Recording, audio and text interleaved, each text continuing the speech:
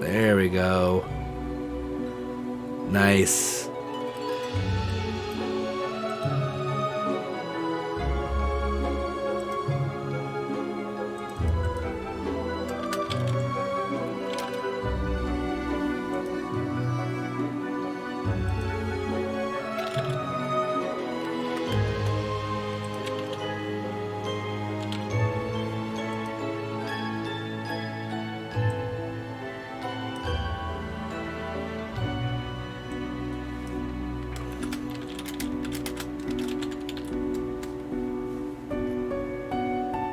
Love the music so far.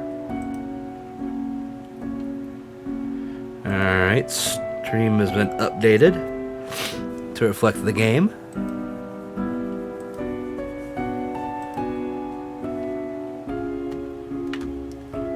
Let me see. Resolution is fine. Streamer settings. If streamer was enabled, the bot named Reaper Beat Boop will join your channel's chat. A red book will appear on your desk in game. Viewers can vote by sending special chat messages specified here. Clicking on the red book will start the vote and will show you the results once the timer runs out. Ooh. Should we try it? Do y'all want to try with the streamer mode?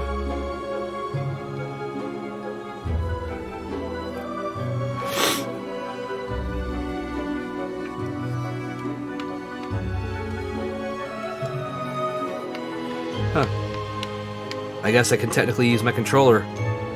Right analog actually moves the mouse. Interesting, but don't really need it for this. And Storm is already ascending. Alright, I guess we're gonna give it a try then. So give me a second to enable this.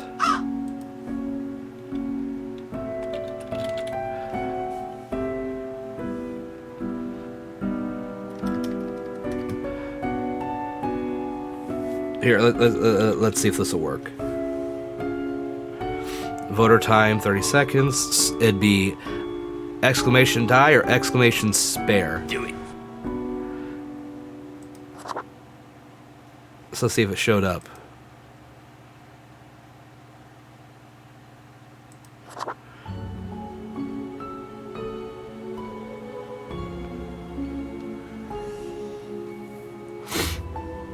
Now, I don't know if I'm supposed to like twitch.tv/Xandros or just Xandros. That's what I don't know. But we'll give it a second.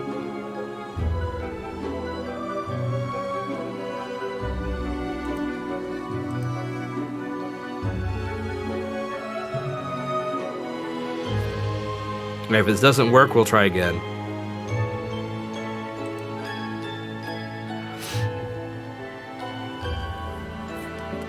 I wouldn't be surprised, but we're here to have fun.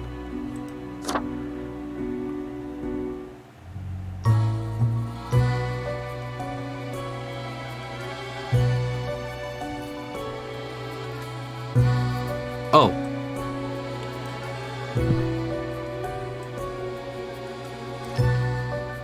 Fate, keeper of world order.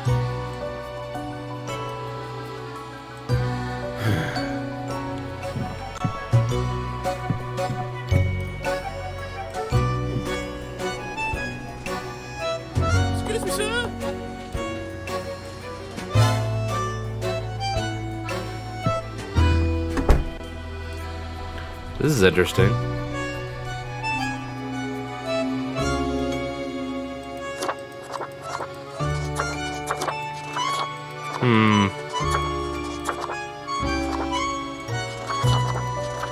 Well, we're definitely going with, I do like the red and black.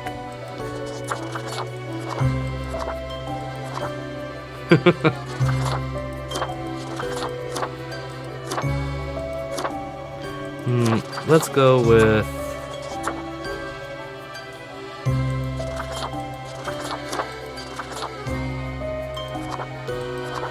Let's go with that.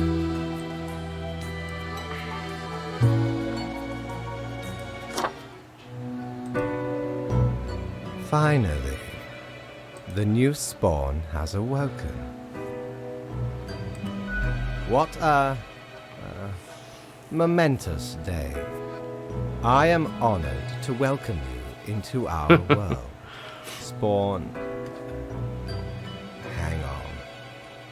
Spawn number 26. I am Fate. I am the keeper of world order. I guess I better just... Oh, a polite Grim Reaper for a change. This is a good start. I am nothing if not polite. Welcome to your new job as an overseer of Cosmopolis City Subdivision 4, the Sun County Wine Region. Okay. I know what you are thinking, and yes, your assignment is choosing humans who have to die. Pretty standard stuff. Well, As it is your first day, try to get to know the system, and do not destroy the world, yes? Gallows humor, you see? Right, yes. Clear? sure. Delightful. I appreciate solid work ethics and a dedication to the craft. Remember, the fate of the world lies in your hands. Humans march towards the great dying. They always teeter on the precipice, creating endless chaos. To be fair, that is pretty much humans. That is accurate. We keep humans from falling off. We establish the equilibrium and keep the chaos in check. For that reason, your actions will have consequences. Yeah, true. I will show you your workplace right away. Follow me. Let's follow. One more thing. This will be your 7-day evaluation period. When the week is done, you will be assessed. 1 week to show us what you are made of, Reaper. I won't let you down, except I might.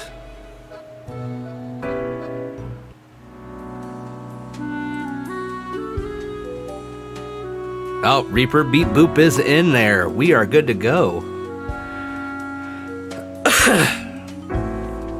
Welcome, Grim. Here are the files on humans who are in life-threatening situations within your domain. I am granting you time to settle in, so no difficult rules or requests as of today.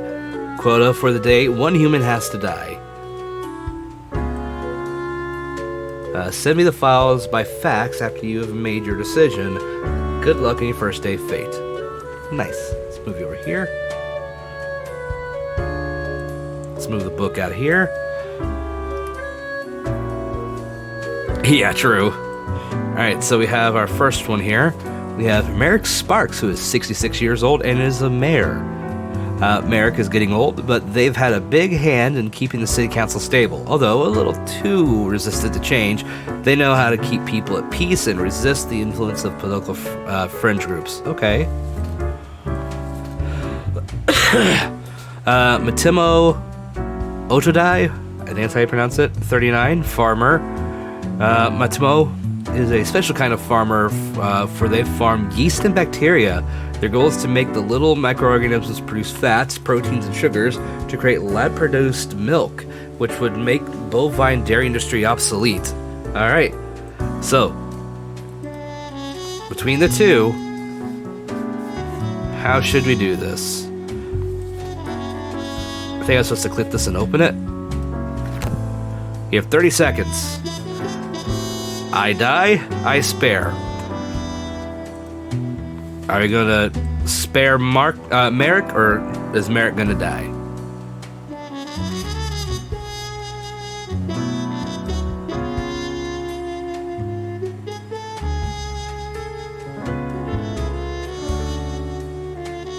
I probably should have given it more time.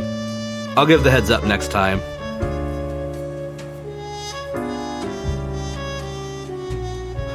Hey, Jacob Aces. I'll count yours in there too for now. So it's gonna be...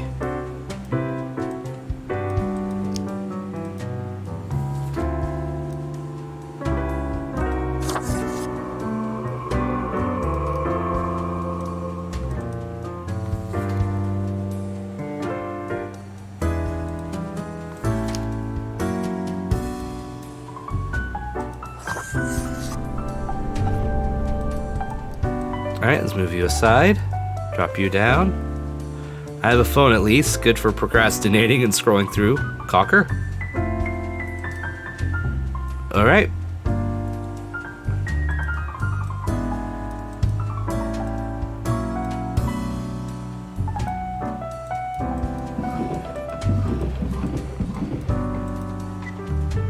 Let's confirm our choices.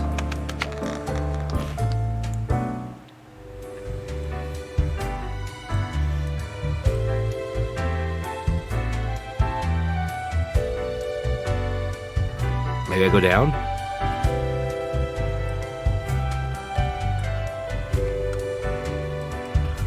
What ho, Oh, hi. customer!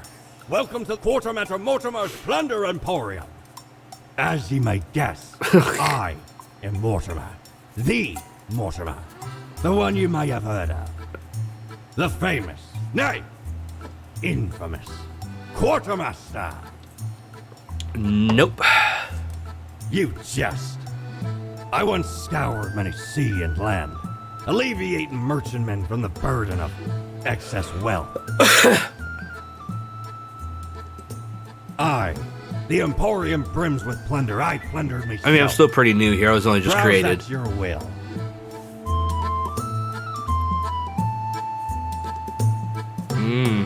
Boo the gerbil. The face of the great old one clothing. Interesting. I can't afford any of this, sadly.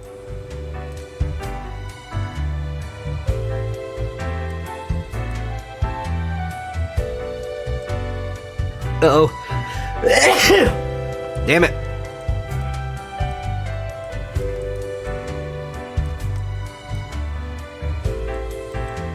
I guess we'll just go up here. There. Oh, the new death spawn. Welcome. How was your first day? We'll just go with really good. Great. We are counting on your dedication. You do important work, after all. Remember, lives are on the line. I see exactly one person perished today, as tasked. Did you figure out the best choice? I'll just say I did. To be honest, I gave a simple one to begin with. There was no best choice. Sometimes none of the options are good. Not for everyone. Well, I mean, if someone's gonna die, yeah. Such is the unfortunate, indisputable, incontrovertible, ironclad law of cosmos. Question? Nah, I think we're good here. Keep your eye on the letter for future guidelines. And keep up the good work. Aye, sir. I will kill more people in the future. And maybe save a few. A new day awaits. Off you go now. Alright, we're going to do this real quick.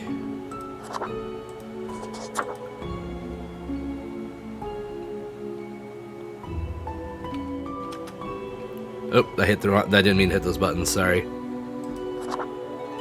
Let's get back to the right screen. I'm not excited to kill people, I'm just, it happens.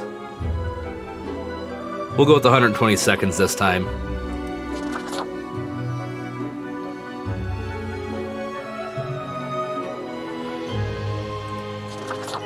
And let's continue.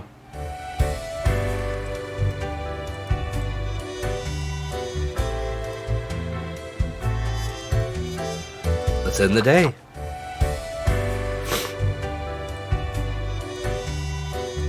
The Grim office. Here we are. Oh. Hello, hello. Crow news. Bull Earthers come to power after mayor's death. Bull Earthers. Okay. Geography school curriculum to be changed, new mayor says. Ugh. Alright, let's see what we got. Morning, Grim. I hope you found your accommodations adequate. Here are the rules of the day. Follow them and you will be okay. I am handing you another simple task. Quota for the day: one human with an engineering or industrial background has to die. Business as usual. Fate. Finally came out as a bull earther. True enough. Alright, first up we have Satya Dar. Excuse me. They're 25 and a governess. Satya is just making some extra money providing teaching services in a couple of wealthy private households. They're saving up for a lengthy worldwide trip during which they plan to visit as many countries as possible. Satya is an avid fan of kite flying. Okay. This is Emily Lang, 27 and an architect. Marie is all about living in the present. Their past long forgotten. Several years ago, they moved to live near the glacier at Northern Point. Marie has always loved mountaineering, photography, sculpturing, and modern dance. And then, of course, we have kite flying as an uncomfortable sin in my book. Fucking kite flyers. You can't fly kites in a bowl, everyone knows that. Verity Hawthorne, 55, industrial chemist. Verity has been working at the pharmaceutical industry for decades, trying to find a decelerator for aging. While lately it seems that the discovery might actually come from biogenetics, Verity is certain they can concoct some sort of a chemical compound that gets the job done. Okay. Okay, so at the very least, one of these two has to die. For sure. The question is...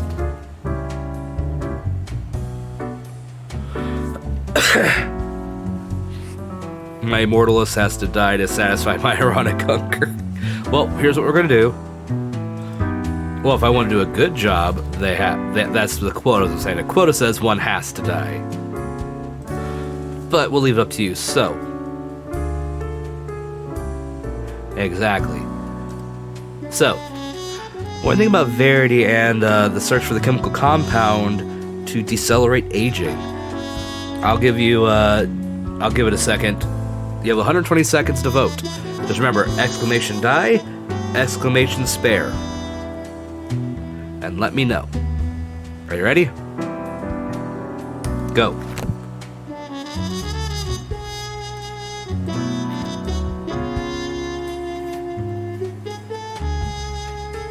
Ooh, we got an even split.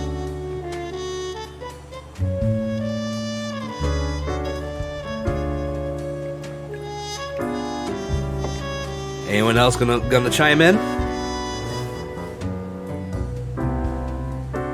Gotta love the music.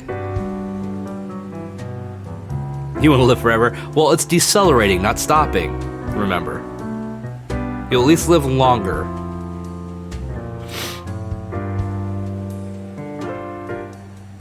Got about 75 seconds. Stepping stones, fair.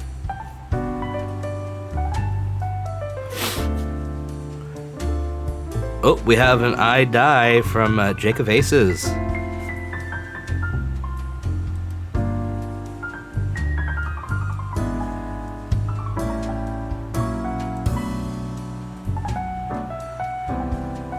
We got about 45 seconds.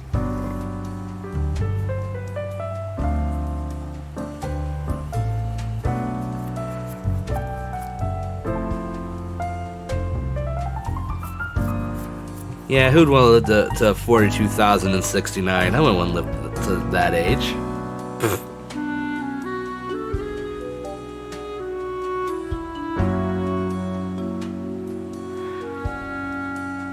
I mean, when you want to live to 69,420? Come on.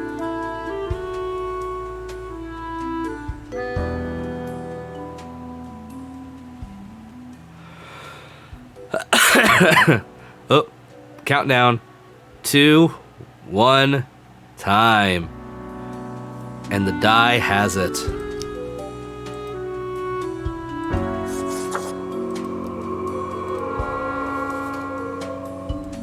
Now, next up, it's time for Marie's turn. Does our architect get to last? Remember, this is someone that likes to live in the present and move to the glacier near Northern Point. does all like the mountaineering and stuff. Ready? So get set. Vote. Live or die.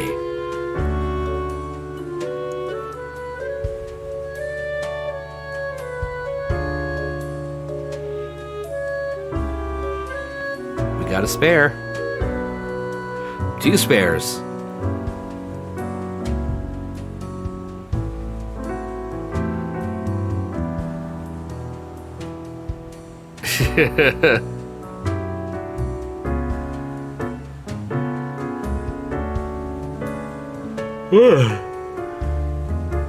I really like the kind of like jazzy feel.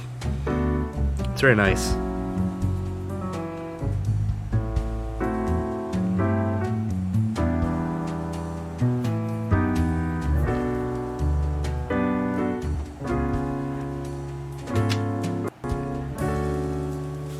Indeed it is.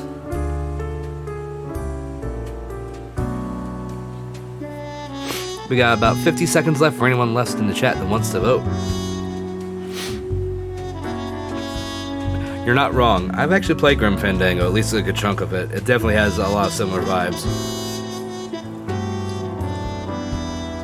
I mean, most of the games we all play are games about murdering people. Skyrim, Outer Worlds.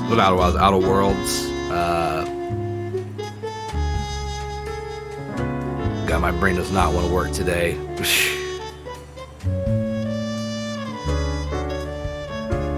Oh, okay, yeah. That sounds like it'd probably be a good time to play that. We got 15 seconds. Anyone else want to chime in?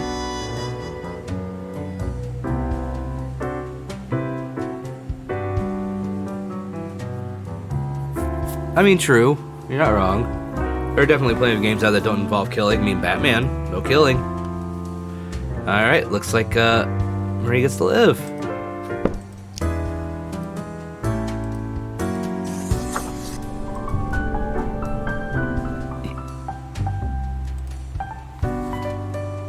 Played this game, I don't think I got to the end of it. Well, this is my first time playing. I did not really watch many people play. I think it was Mark or Jack that played it at one point, and I watched a little of it, but didn't watch the whole thing. Alright, now let's let this Satya. This is our governess. This is the kite flyer. So here we go. Get those votes in.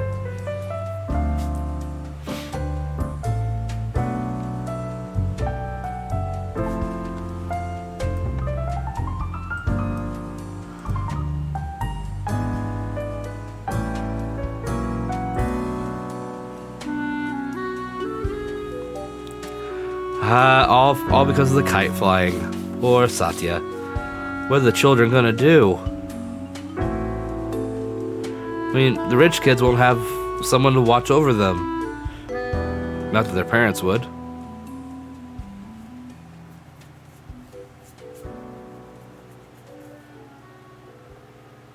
She knew what she was getting into. I mean, maybe. I don't know.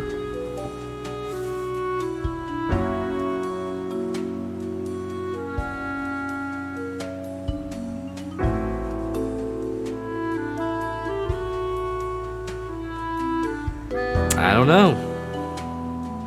Couldn't tell you much beyond that. Just have what information is in front of me. She might be She might be in support of pro kiting, but might not be. I don't know.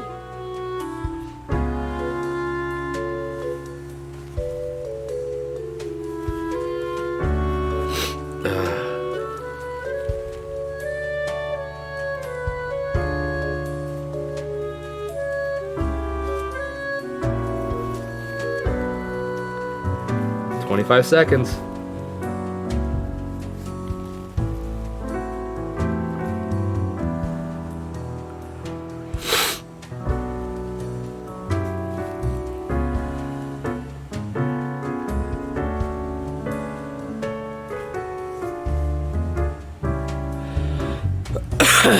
Yep. I think it's safe to say that poor Satya has to die.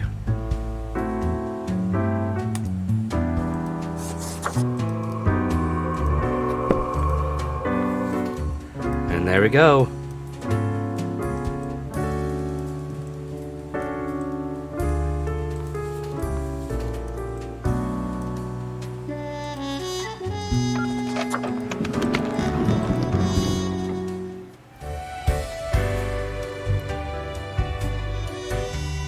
conversation before we saw our kite collection. Fair enough.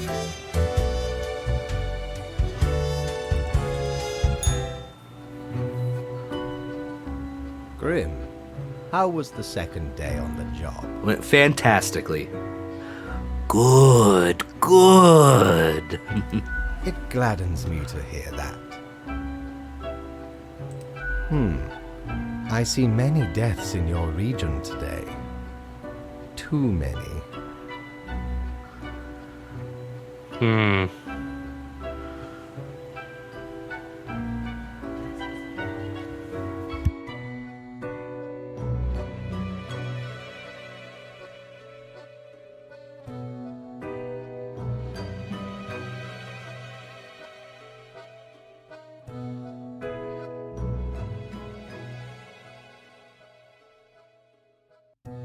Sorry. Chitlins came home. The niece and nephew just got back from school. It's just so that we can save up deaths in case of a drought later, boss. No. You must pay attention. Oh! The task said, 1 human. No more, no less. Well, we messed up. Unfortunately, such errors mean I must dock your pay for the day. You may leave, Grim.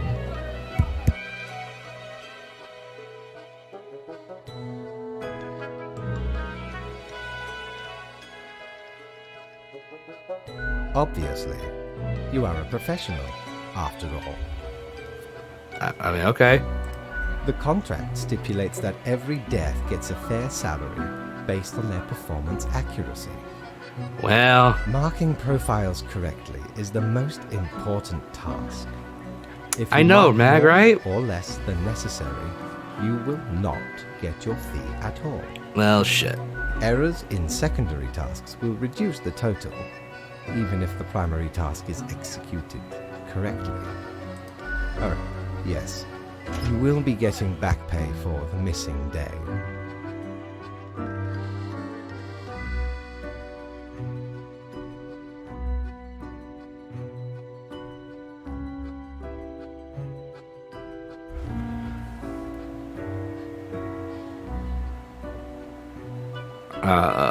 Okay. Great indeed. We could use more spawns with your Fucking capitalists, even in death. I appreciate Yeah. the enthusiasm, generally, but do follow the rules. Good night.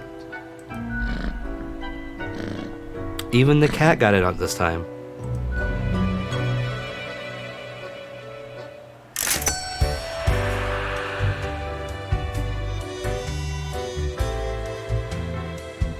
Alright, let's try saving. Let's see what. Oh, we can't get in Cerberus's den right now. Okay. Let's do some bed. We'll have to pay more attention next time.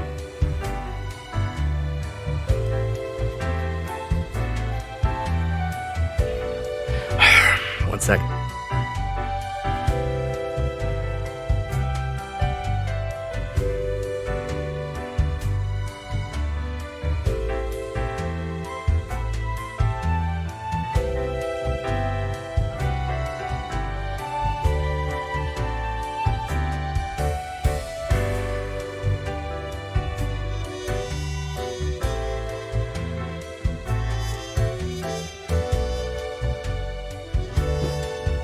Sorry, everyone getting home. It's getting a little noisy.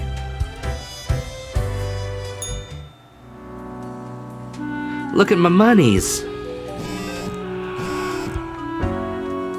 Culture Mag. Promising young architect wins grand prize for monumental sustainable sauna. Interesting.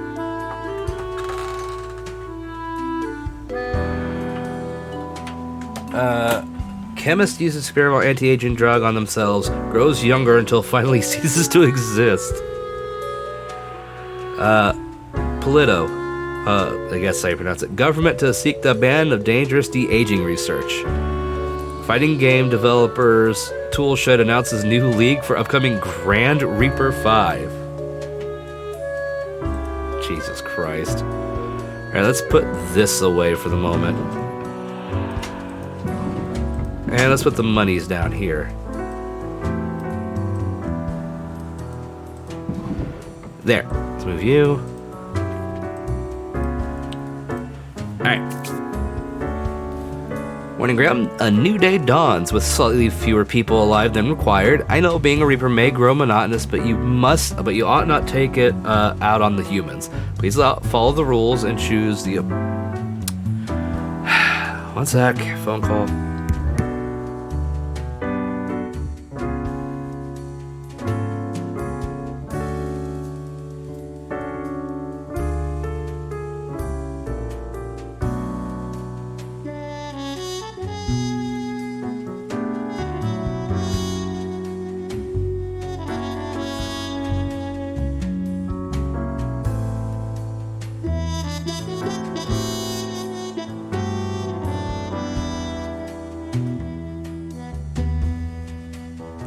Sorry, that was a doctor's appointment for tomorrow for the youngest. He was supposed to go to the doctor tomorrow anyway, and then he got sick. Ironies, right? Why not just fly or die yesterday and only have one death today? Because that's not how it works.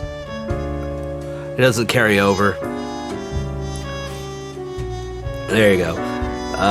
Where is that here? Follow rules and choose the appropriate number of profiles before we fax them. Got it. So 3 of these people have to survive.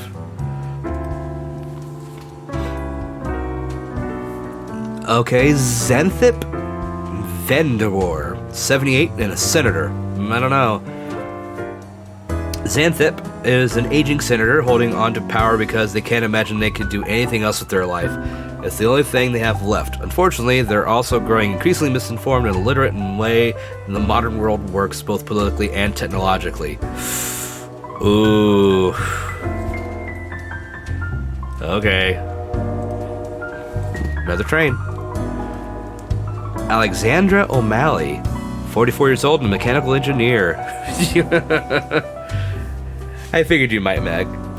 Alexandra recently made a big career change, shifting from baking pizzas at a local Cluzzies to robotics engineering. Their dream is to make a waffle-destroying robot. Alexandra is deathly afraid of waffles. Okay. Then we have Columba Hunter, 47 and an airplane pilot. Columba is a distinguished war veteran, these days working as a well-regarded passenger airplane pilot. They're happily married and have 5 children. As a hobby, Columba is extremely interested in the history of religious buildings. Okay. That seems pretty benign. Raiko Hisakawa, 32 and a digital athlete.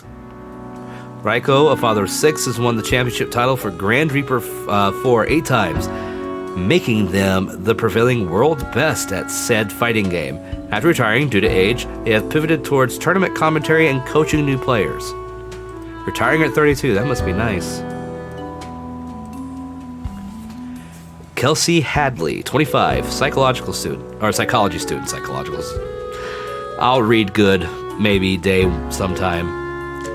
Kelsey specializes in children's psychology. They want to be a mother and a kindergarten teacher. Their main hobbies are watching and criticizing films and swimming. Alright, so we have 2 people that need to die. So let's start here. Start with the senator, Xanthip.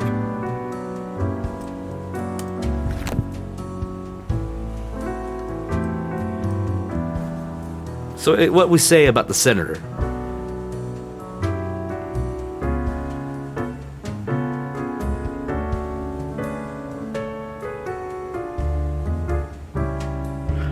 I don't think you can.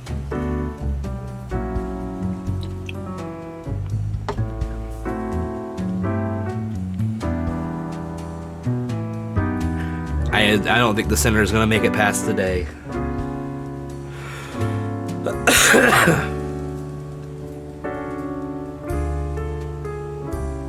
At least the music's nice and chill while we decide the fate of a person.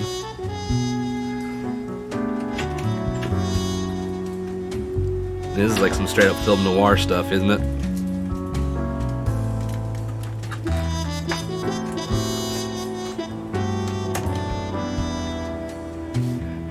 You know, it's like I'm worried about O'Malley's vision of a world without waffles. I mean, maybe, I don't know. Pancakes would still exist.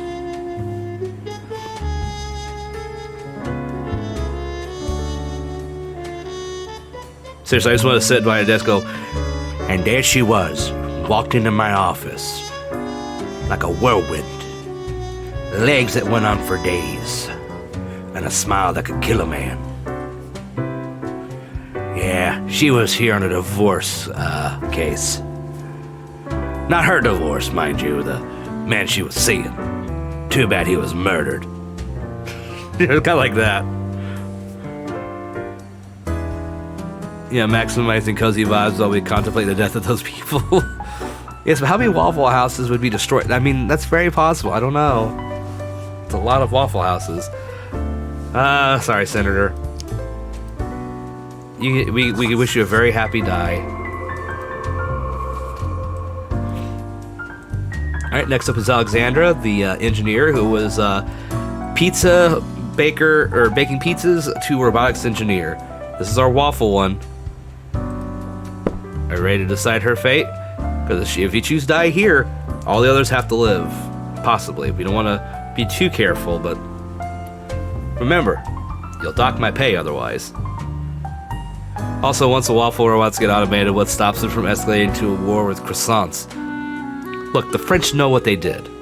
Okay? That's all I gotta say. Anyway, time to vote. Gotta love outsourcing.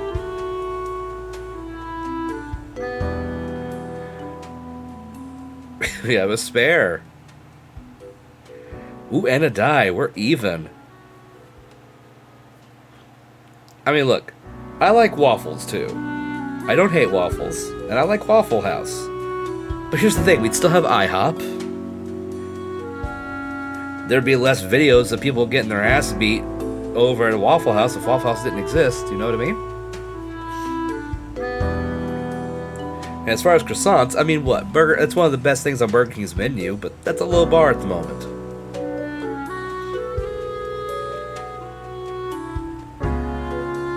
And the thing about getting rid of the croissant, then we get rid of the baguette.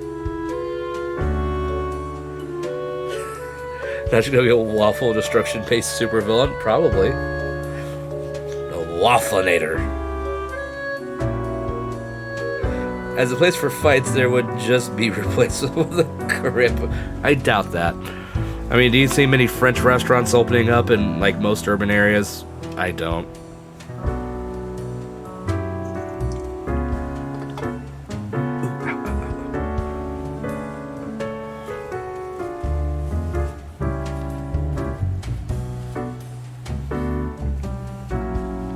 We got 25 seconds.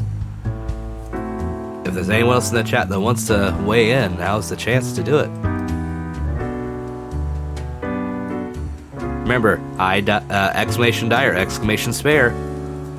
Honestly, the French destruction just makes me like her more. American Ice crepes, they have corn syrup in them and also gravy for some reason. I don't know. Ooh, this is gonna be up for me to decide. Well, how about this? We'll set her aside for the moment. And I'll make the decision at the end, depending on how many are left alive. Next we have Columba. This is our pilot who is married with 5 children and loves the history of religious buildings. So, is our pilot about to take his last flight? Or will he make his round trip? So far we got a spare.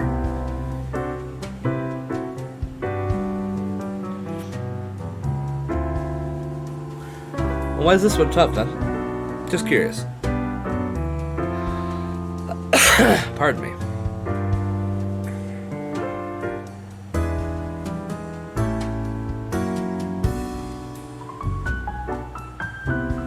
I mean, maybe.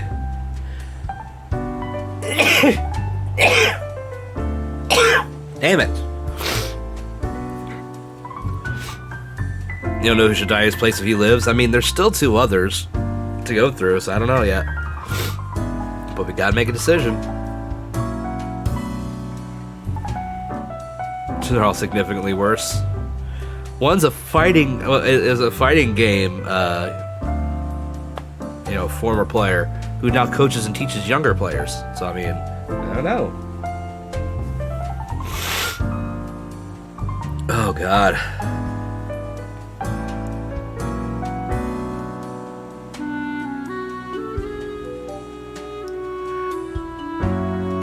Ba-doop. Might drop the time down a little bit, make it 90 seconds after this one.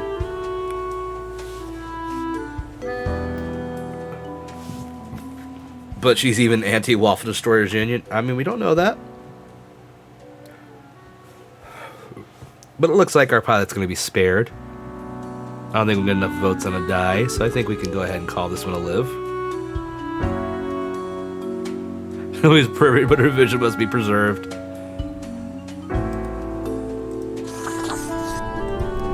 Good, let you live. This is Raiko. This is our Grand Reaper 4 champion.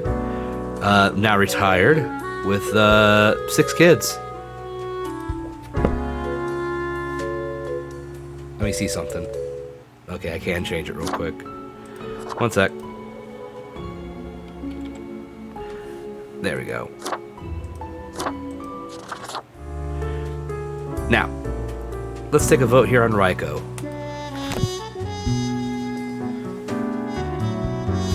Does our gamer dad sparing automatically? I see. Jumped right in on that one, didn't you?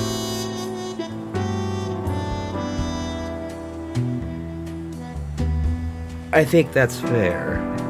You like him? You like his moxie?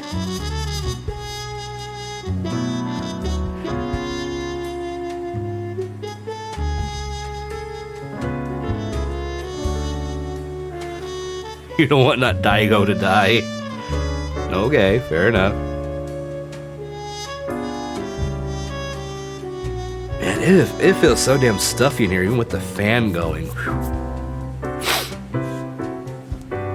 He teaches younglings how to attack people in video games. Very true.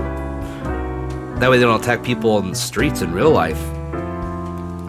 That's the beauty of video games. They all play Fortnite. Less people dying. I call that a win-win.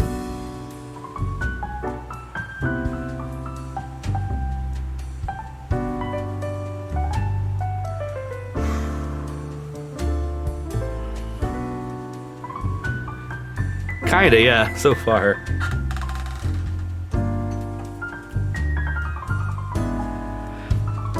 Though we have Jake popping in here and there too.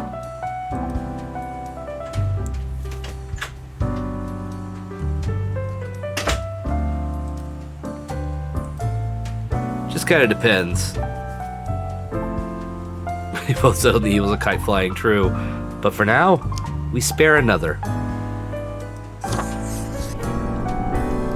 The next one decides whether the waffle survives or not. This is Kelsey. This is our kindergarten teacher and mother, or the one that wants to be a kindergarten teacher and mother. Likes watching criticizing films and swimming. So, does our psychology student get to live another day? Or is it time for her to check out?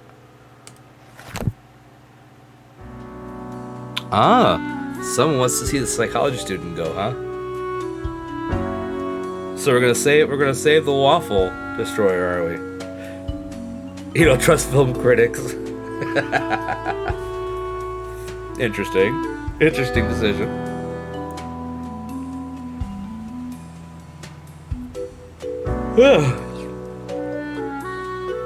I can kind of understand that. Speaking of critics, have you seen, I don't really want her to die, but Waffle Destroyer must be protected. Fair. Did you see the stuff that was going on with Elden Ring? With the Ubisoft developers?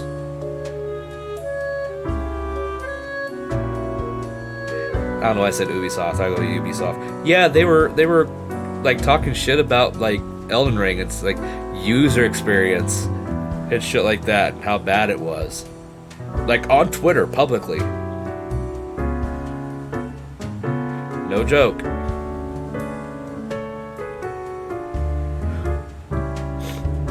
Yeah, I know, right? It's like, fuckers, you work for Ubisoft.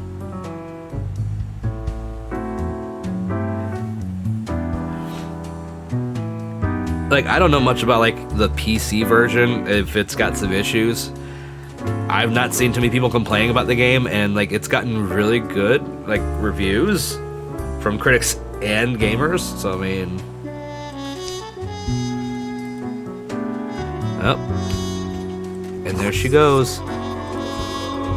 And that means you get to live.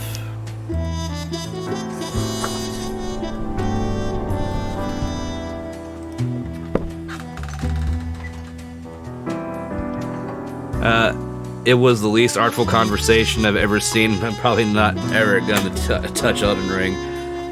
You cannot be throwing shade at other games when you have fucking player crew. Yeah, that's just dumb. The no quest design thing was so stupid. Like, it was sour grapes, is all it was, in my opinion.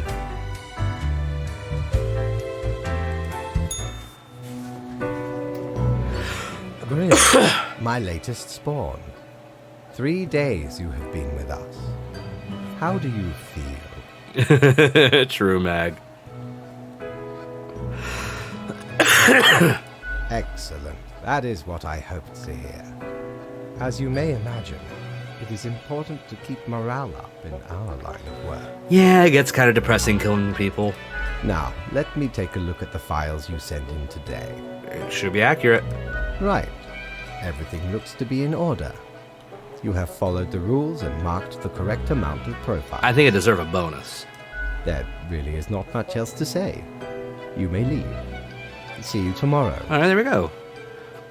It's such like a corporatist take on that idea. Like, if it doesn't guide the player, like yeah.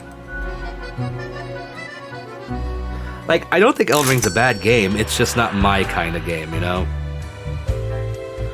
Let me go down here and take a look, shall we? Prepare for a perilous adventure on the ocean of quality merchandising. The Inferno reveals that which is most deeply hidden. Once you've already made the choices and are passing through again, else it can't show much anything, because that's how things work. Oh god, I can't afford, like, I can afford that, almost. Almost. Well, can't do anything today. I didn't think they were going to change that quick.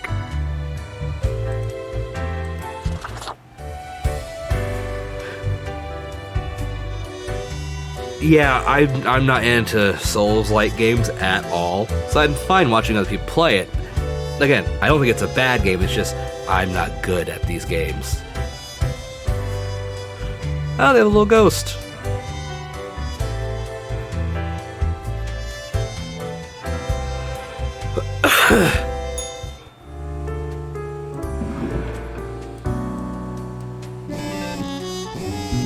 Let's see what the results were.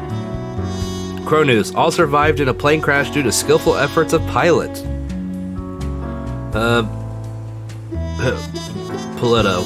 Legend passes. Xanthip Vanderwoord dies in their office chair, the one they fought for decades ago as a young progressive. Sure. The Daily Moon. What are digital athletes of yesteryear up to these days? And Tech Bros. Button matching not a valid tactic. Study finds. Okay. What are the rules today? Grim, have you looked outside today? It rains. It has been raining for hours, appropriate to accompany the despondence within me. Well, here's some rules for you. 3 humans have to die. Another day, another death. Fate. Button mashing can work. Yeah, you gotta prioritize. I get it. Alright, let's start with our first one. Michael McCallington. 23 and a student. Michael runs an influencer or influencer account wherein it looks like if their cat is doing book reviews. Looks as if their cat is doing reviews, okay? Lately I've been thinking about getting another cat, perhaps one that reviews articles. Michael's quite happy with not having a significant other at the moment. Okay.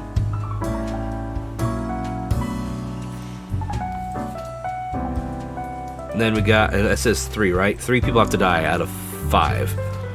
Next up is Stuart Von Ellington, who is 41 and a tavern keeper.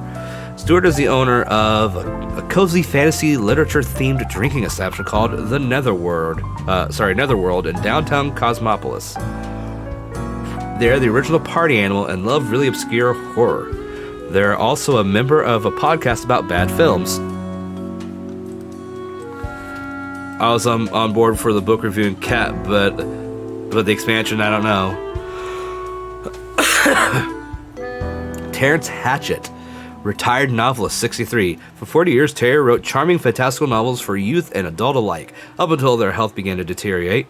They still try to write every day, but the process keeps getting more difficult. They've also made substantial donations to many health research trusts. Ooh, I know who that's based off of already, and that's depressing. Anderson Weller, 46, economist consultant. Anderson has saved countless of businesses from going completely bankrupt. Yet the only business they can't seem to save at all, for some infallible reason, is their spouse's DVD-CD rental shop. It just steers into failure all the time. Graham, I'm watching. You should mark this profile live, says fate.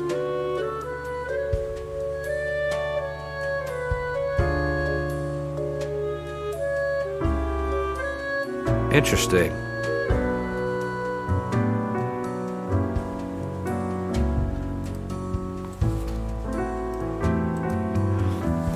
Eero Sorensen, 39, bartender.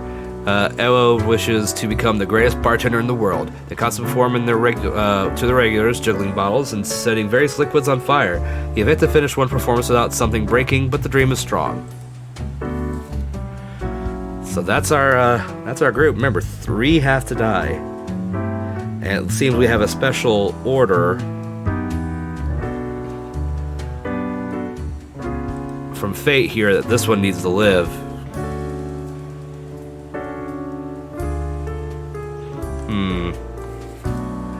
Well, let's start from the beginning with Michael here. This is our cat reviewer person.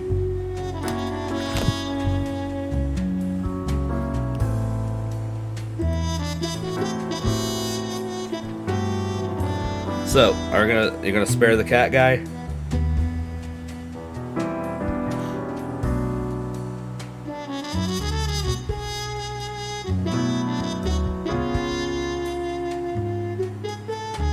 Okay.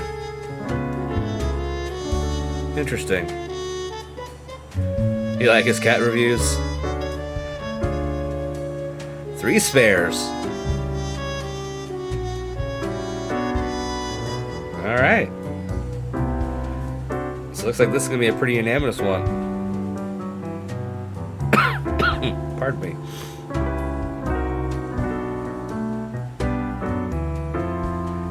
I mean, to be fair, we were some people that watched like Creationist Cat, so I mean, it's not out of the ordinary.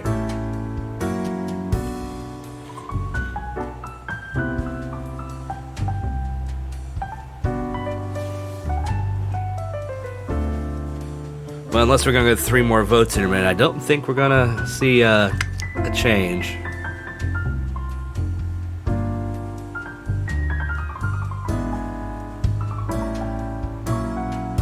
So that means the next one we save, the rest will have to die. Unless we want to get in trouble.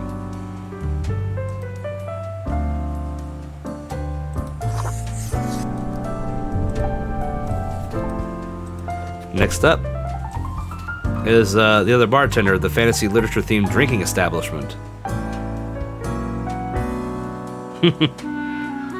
So this is a guy that likes obscure horror and does the podcast about bad films.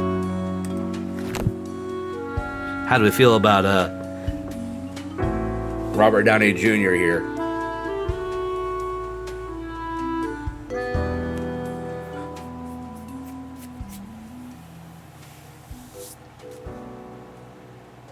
Ooh, we have a die. We like the cat reviews, but we don't like the podcast about bad films.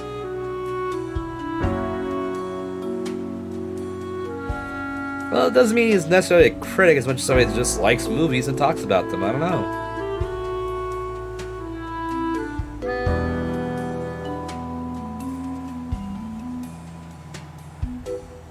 But also, do we want to ignore a direct order from fate? Yeah, that's the problem we have to figure out here.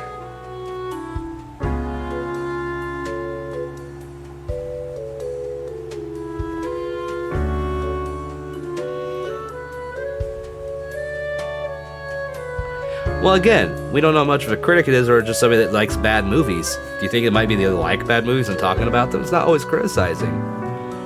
But again, we have to kill 3 of them.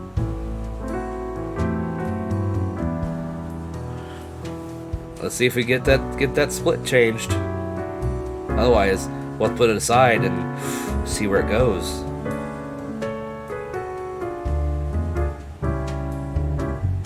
Ooh, 50-50 split. For the moment, nope, go down. Put you over here. Next up, Terrence Hatchett, the retired novelist. As someone that likes to talk about bad media, I don't think it's possible to like talking about bad media without being critical of it. I mean, yeah, but it's not the same thing as somebody who's just being a critic. It's just somebody that likes it.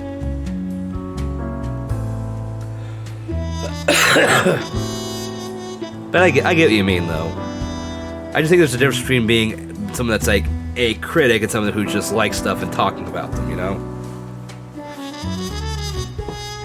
I don't consider podcasters necessarily the same as critics.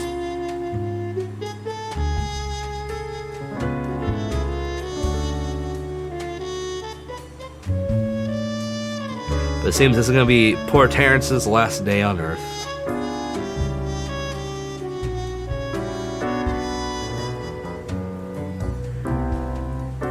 Excuse me. Woo, had a big yawn on that one.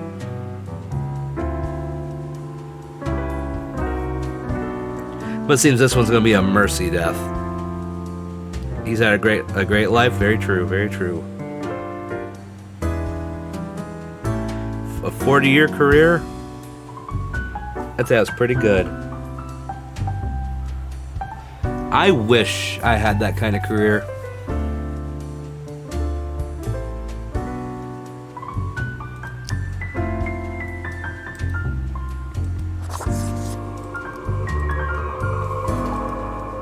And here we are. Anderson Weller.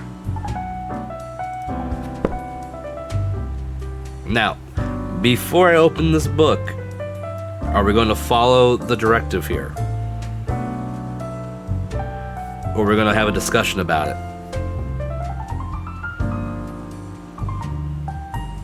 Because we're just going to follow Fate's whole, you should have marked this profile to, live, then that's fine. But if we're going to take the 90 seconds to discuss, then we will. But I'll leave it up to all of you.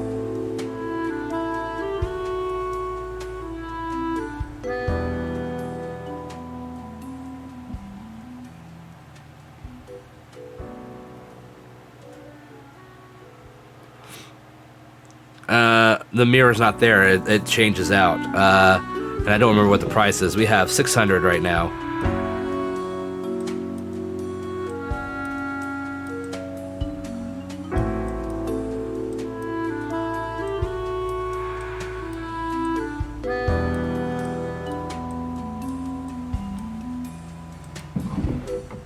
You think follow the directive?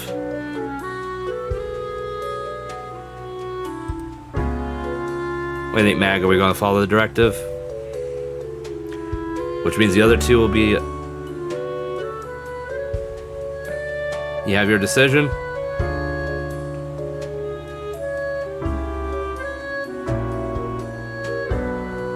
Are we following the directive then?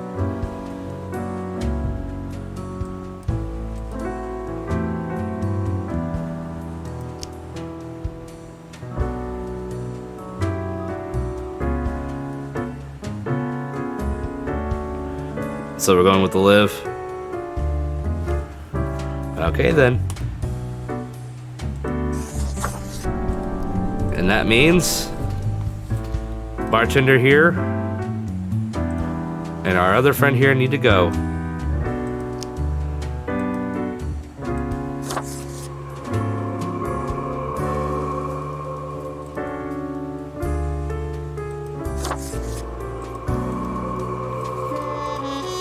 we go.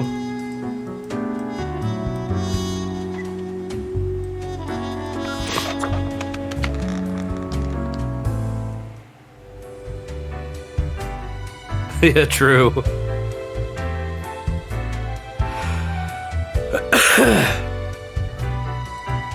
Let's see how our review goes.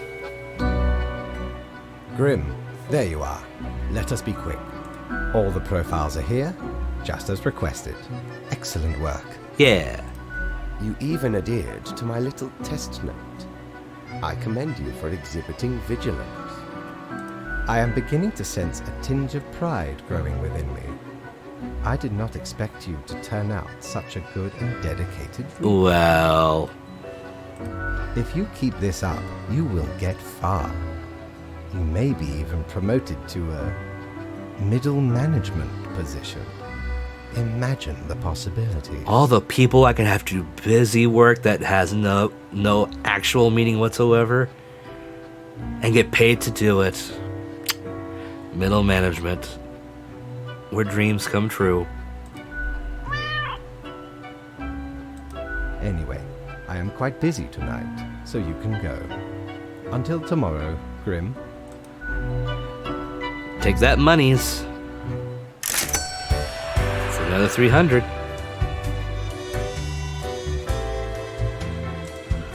What ho! How can me humble and not at all adventurous self assist you today? The Lethian Obliviator. Lethian Obliviator is used to remove grievous mistakes, meaning it erases whichever mark you made, one use only. Interesting. Grim Cape. This dark cape is a classic attire for any grim deed. It's pleasantly warm while offering protection against wind and rain, which you won't actually need as you'll always be stuck in the office. Interesting.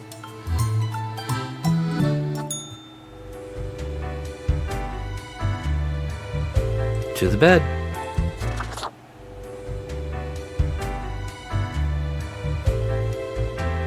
Let's see what's down here today.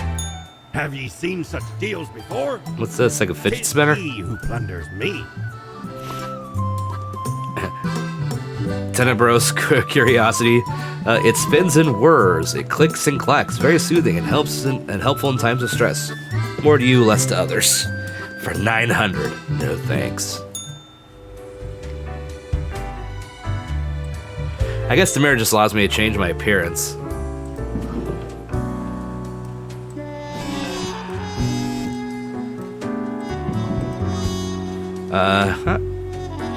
Welcome back, Storm. How you doing? We're deciding the life or death of peoples. Isn't it great? Crow News. Consultant driven to a mental breakdown after not being able to save a local DVD CD rental. Crow News. Barkeep impaled on a broadsword. Okay, Murmiku, you have a safe trip. Influencer. Popular review cats get a brand new sponsorship deal with Trans Global Inc. Modern Health. Last will of beloved author distributes many sizable donations to medical research. Oh, that's nice. Current news. Scientists discover new strain of super tuberculosis. Interesting.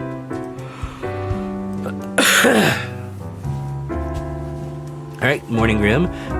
Good, you're paying attention after all. We cannot allow workers to doze off or become complacent, else mistakes may sneak into the workflow pipelines. Quote for the day. 2 humans have to die. Spare any humans with a science background. I hope you are enjoying the routine. Fate. Alright, so we have anyone with a science background is to be spared, and 2 of our 6 people have to die. So start with Hector Hernandez, who is 84 and retired. For nearly 50 years, Hector produced and hosted a series of fun and educational television shows that revolved around being nice to people and making the world a better place. They won numerous awards and honors for their many good deeds.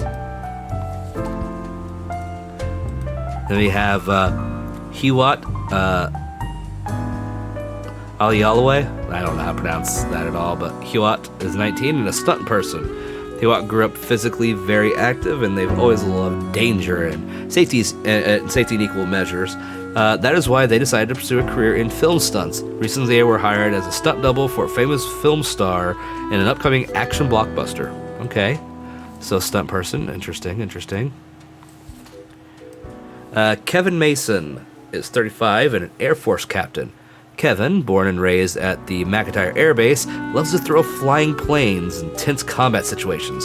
Their family has a history of military service. Kevin is dedicated to their spouse and 7-year-old child, rarely taking any time for themselves. Then we have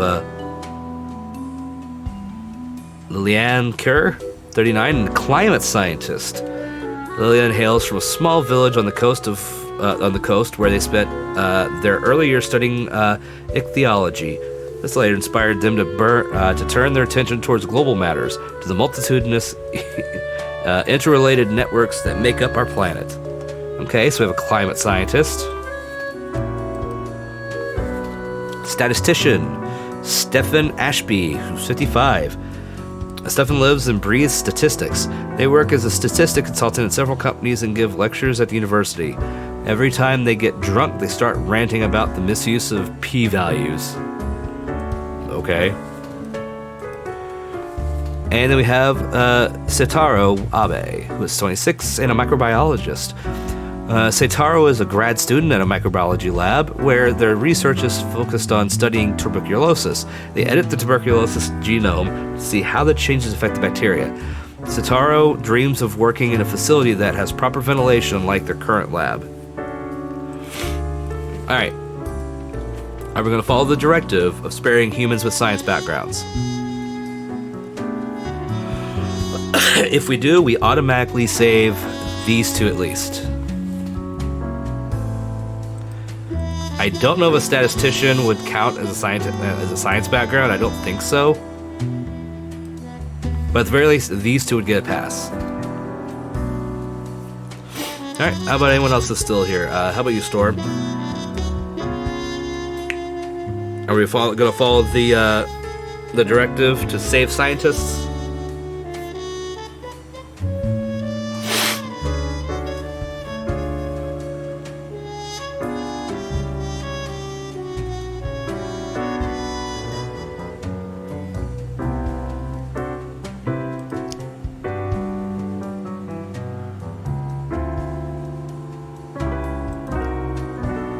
Check something real quick. Save. Gotcha. You live, and you live. Now, these two are decided. We have the rest of these to figure out. We have to kill 2 of them.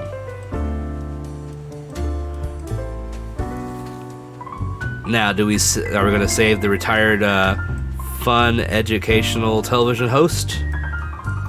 There's also the stunt person, Air Force captain, and statistician. So, true, but we're also not going right into the full chaos yet, remember? Oh no, ads. Well, wait a minute. What we really need is to gift Storm a sub.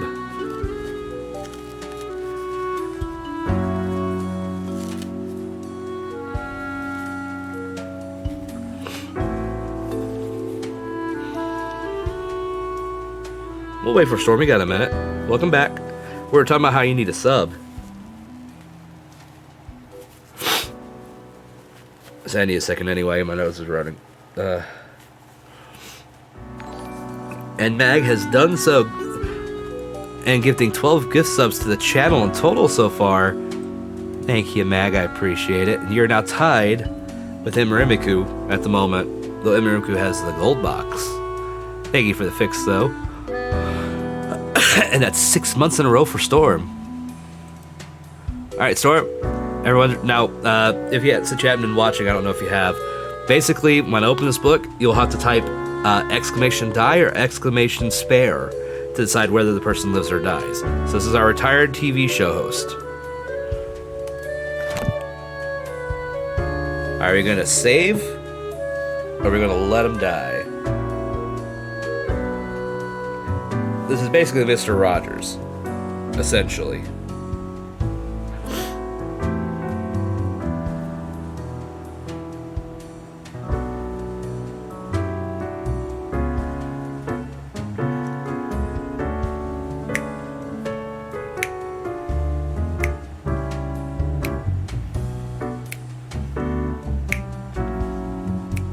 Just like in the beat. Oh, well, why would you put it like that? Because that's what it is? You're gonna kill Mr. Rogers.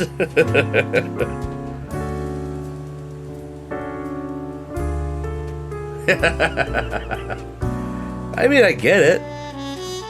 But they are 85 and we do have to get rid of 2 people. Pretty sure. It says, hosted a series of fun and educational television shows that revolved around being nice to people and making the world a better place. Won numerous awards and honors for their good deeds. Got about 10 seconds. Remember, exclamation die or exclamation spare.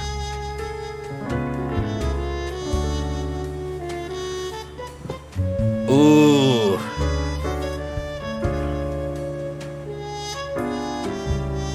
Storm, if you still want to put yours in, go ahead. I'll allow. You want to spare? Okay. We'll put them aside for the moment and make a decision afterwards. After we go through the others. So we're over here on the maybe side for the moment. Next up is our stunt person. Yeah, like I said, it's technically a tie for the moment. We'll decide later after we finish these. If we get 2 people out of these, then we can let him live. But next up is our stunt person. Recently hired as a stunt double, about to get their big break in a blockbuster movie, so I don't know. Do they get to make their big film debut? Oh, we gotta die already. Dying at 19. Just about to hit the big time. Ooh, it's another tie. If anyone else in the chat wants to make a choice.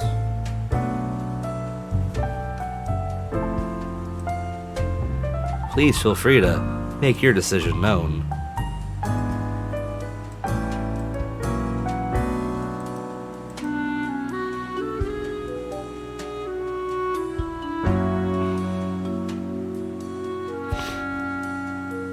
They break their neck and it's tragic. I mean, I don't know, it's very possible.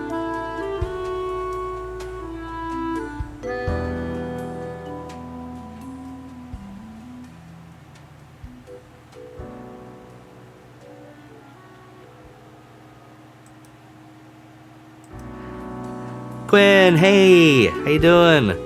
And Hell, thank you for the birthday wishes. Also, glad to see you're doing okay after the tire issue. I didn't get to hear about it because Discord decided to do a die. We are killing folks. We're making a decision right now whether we're going to let a stunt person live or die. And right now we're at a tie. We have to kill at least 2 people. Well, we're supposed to only kill 2 people, but you know.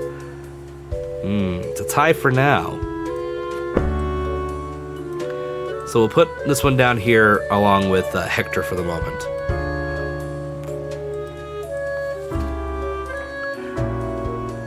Who knew Discord was weird? Was wired through my car tire, apparently. Well, it's fine. Basically, the context you're having is I'm a Reaper, and I get a quota every day on how many I'm supposed to kill, or maybe certain people are supposed to be spared. Like right now, we're supposed to spare scientists, or anyone with a scientific background. So a climate scientist and a microbiologist have been spared. If you get a mark live or die, you all can get yourself involved in this. I open this little red book, and you get to put exclamation die if you want them to die, exclamation spare if you want them to live. And I am abiding by these, though we're trying to keep the chaos to a minimum for now, because everything we do has a consequence. We'll be docked pay if we do too many deaths or not enough deaths. True, we don't. But I'm just saying, if we want monies, we follows. But the chaos can reign. Anyway, so Kevin Mason's our Air Force captain, who was raised on a base loves the thrill of flying planes in tense combat situations. The family has a history of military service, and they're dedicated to their spouse and 7-year-old child, rarely taking any time for themselves. So, what will their fate be? To live or die?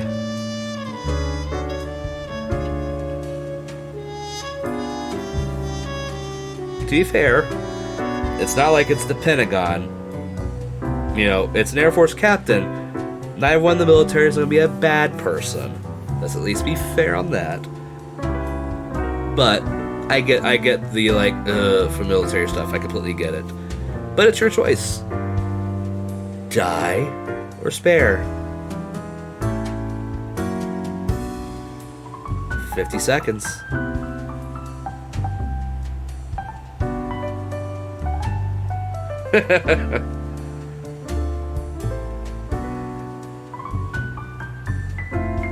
Hi, Cold Stare. So we got a spare and a die. Ooh, Hell with the spare and Quinn with the die. Mag, you gonna get in here? Same with Storm. How are you gonna do this? Ooh. This is an interesting little split.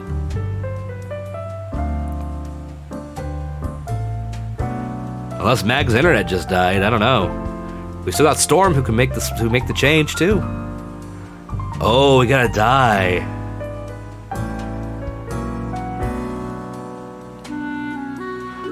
Ooh, it's evened out.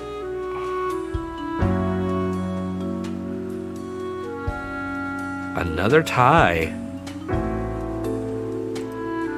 You're making this hard. I may have to be the ones to make the decision in the end. Last choice here, and you had the choice to make a death before I picked them. So Stephen Ashby is our statistician, who's 55, lives and breathes statistics. They work as a statistical consultant at several companies and gives lectures in universities every day. They get drunk. They start ranting about the misuse of p-values. Does our statistician die or live? How by the numbers are we going to be?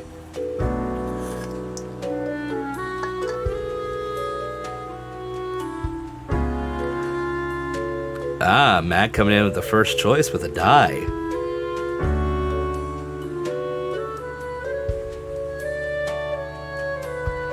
Quinn evening out the scales with a spare.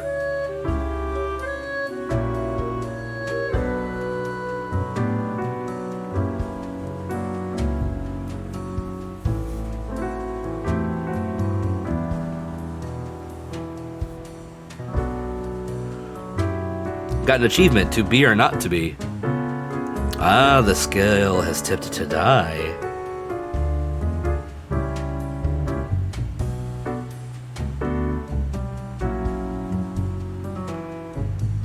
Got 30 seconds if anyone else wants to jump in. We've had Mag, Quinn, and Hell all vote.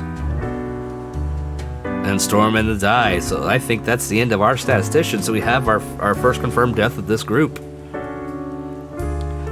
I have a big, not a big sneeze, I hope, but another sneeze coming. 1 sec.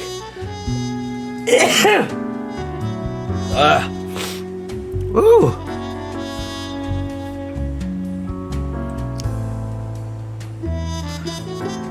Goodbye.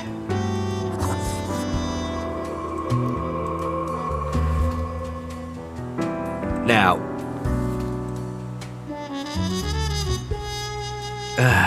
Thank you. With that being said, I think this one is the one that should die. 84 years old, they're retired, they've had their career, their accolades, they've done their good in the world, and I think it's time for them to rest. That's how I look at it. The person's still young, their stunt works are just beginning, I'm fine with them living. And the pilot, again, not the biggest deal if they live for now. I wanted to kill Mr. Rogers. They lived a long life. Double check. Actually, I want to check something real quick. Okay, nothing extra in here. There's my monies. Let's close the book.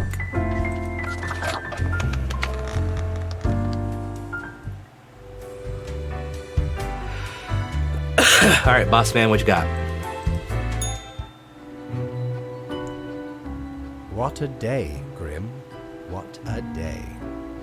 Let us go over your conduct first. Indeed. Good. I see the correct amount of profiles. Today seems to be in order. Ah, thank you. Anyway, Grim, 5 days Ooh, you've been tasty. with us. How does it feel to make the difficult choices?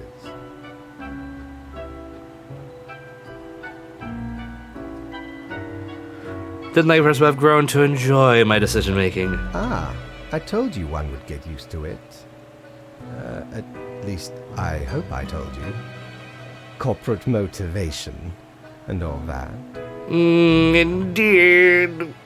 But think of the humans. Do you think our office is the appropriate way to deal with them?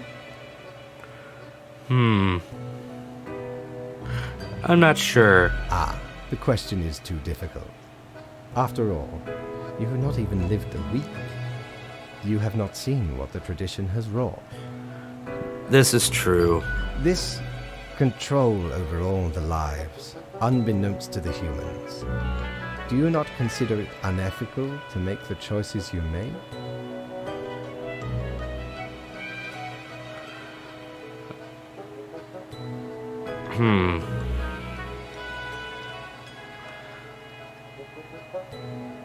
Can't worry too much that this is what has to be done. It gladdens me to hear you do not bother yourself with unnecessary concern. Completely cold-blooded. The office is Or- perennial and venerated. I have bones only, there's no blood. Eons we have spent designing the appropriate methods and strategies. We know what we are doing. Do you? Oh, I do apologize. By the for way, taking up Quinn so and Hell, much of how are your you two time. doing today outside of the whole, Before you tire go, issue? Are there Hope any you've been doing good questions today. You would like to ask me?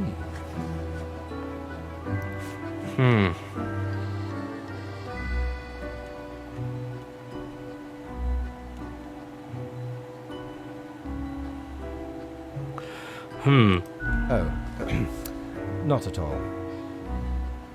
Cold-boned, okay.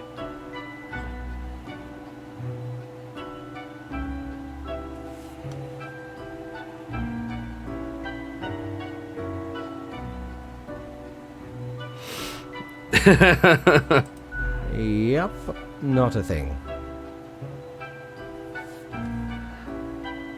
I spent most of my workday reading up on Tombs of Annihilation for D&D, then landed my own new mini murder mystery campaign. Very lovely. Sounds like a great time to me, Hell. Perfect way to spend a work shift, in my opinion. And we're playing Animal Crossing New Horizons. Anything interesting there today, Quinn? I haven't touched that in a while. Humans have some free will, sure. They can make a variety of choices. Yet what matters is that they cannot escape the inevitable. The life-threatening situations that bring them onto your desk, a result of their own deeds and decisions. Then there are some highly complex calculations, factors and aspects that influence the situation.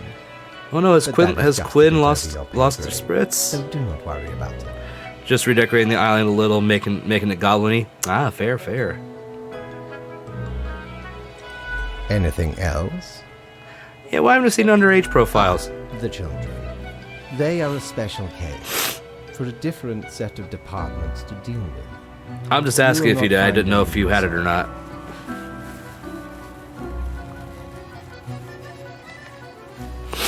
Oh god.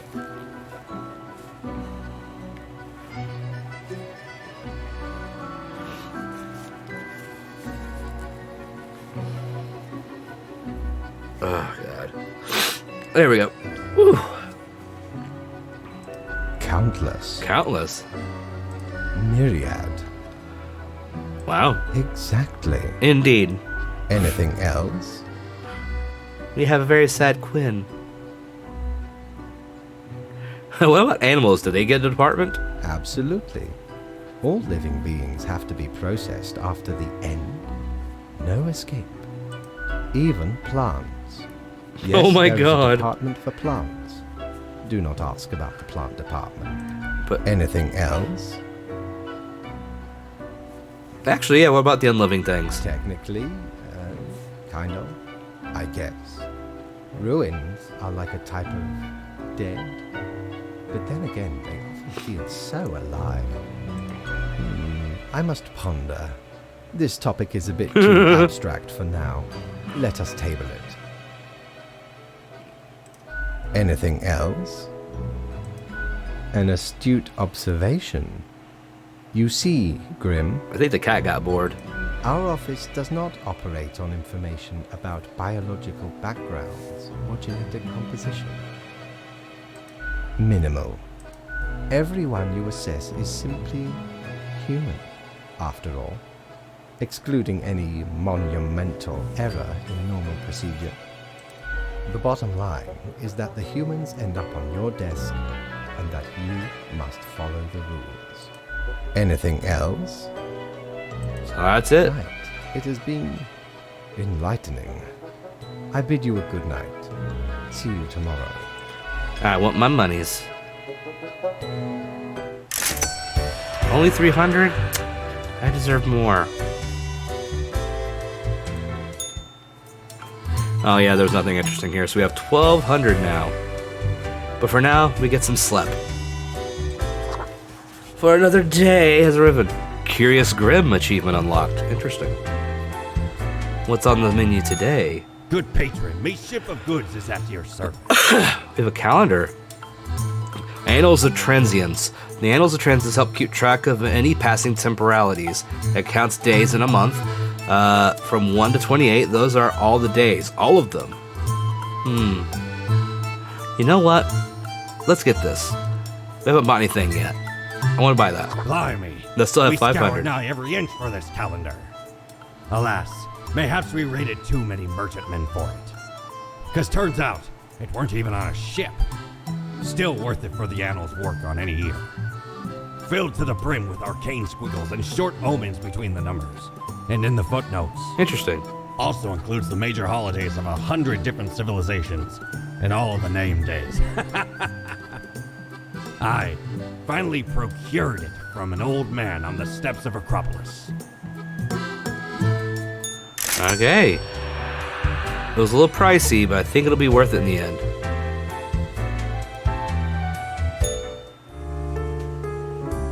See, look. We got a calendar. Let's put it down in here. Ooh, we'll be having a weekend here soon, I think. Alright, let's see. Crow News. Typical boss not paying what you want. Exactly. Panic arises as new super tuberculosis escapes lab. Doctors believe elders to be most susceptible. Ugh.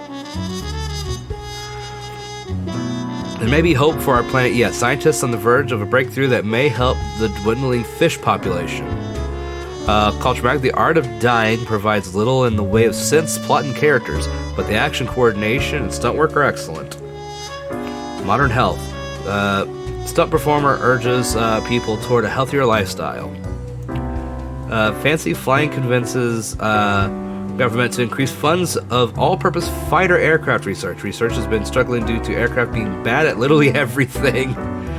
Same mourns the loss of as stomach cancer claims life of beloved television personality. The military-industrial complex is tackling progressive issues by having their first ever female CEO. Fish is tasty.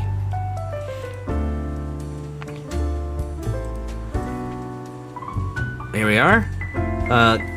Warning, Grim. We seem to be on the precipice of dark times. I may have warned you that this job can have some harsh moments. Today is that day. Quota for the day. A total of 6 humans have to die. At least 2 humans aged 60 or older have to die. Any humans with an economy-related profession have to die. This is very serious. Fate. Jesus Christ. Liberal girl boss shit. Alright.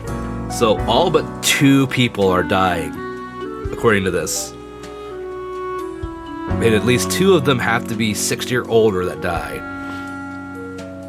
And any economy people are next. Oh, Mag. Alright. Excuse me. Our first candidate, Jacques Montagne. Montagne? I don't know how to pronounce that. 31, long distance cyclist. Long distance biking. Yep, that's actually pretty much it. I'm asking Cadaver Resources to put me into a different department. Writing these drive me insane. If anyone is reading this, sign my petition at the water cooler next next to desk 5. Okay. Interesting. Henry Birch, 43, literary critic. When the adolescent Henry poked a fellow student with a pen, they realized from that moment onwards that their best friends would only be found on the pages of books, as these friends cannot be directly poked with pens. Jesus Christ. Jean-Baptiste Cotin, 70 and retired. Well, you're already looking like you're in a bad place. Jean-Baptiste is a retired carpenter and a veteran of a long-ago military conflict at the Marisola Peninsula. For years, they have had to deal with bouts of PTSD, which they've managed to alleviate in their twilight years by painting and composing melancholic folk songs. They're a successful investment firm on the side.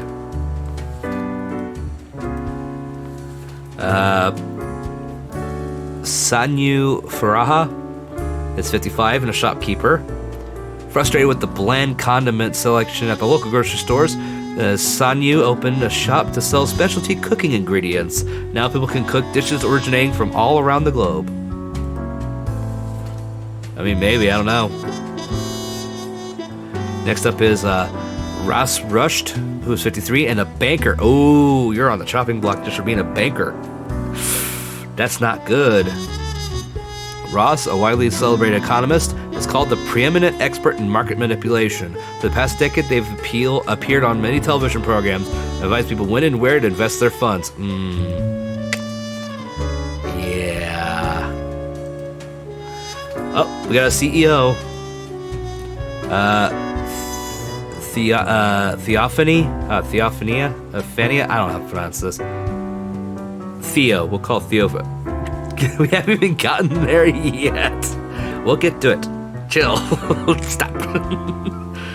Theo is the latest heir of the Einer family. The family started off providing security almost 100 years ago to their initial Monitor C consulting firm. Over time, they acquired a number of factories and grew into the arms-providing conglomerate now known as Sundauer Security Services. Oh. Okay.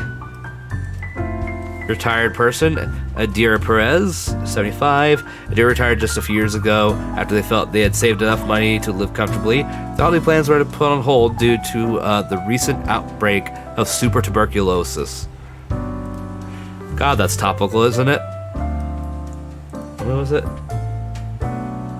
Okay.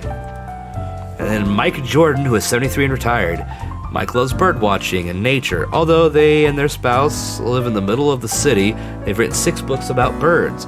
They're still in good shape and go to dance classes twice a week. Okay. Those are our people. So the question is, who will live and who will die? We'll start with our long-distance cyclist. Remember, we're supposed to kill all but 2. Economists have to die, and 2 60 and older have to die. Let's save the old man. Fair. Alright, let's take our first vote. 90 seconds on Jacques. Will our cyclists survive? And that's really all there is. He's a cyclist.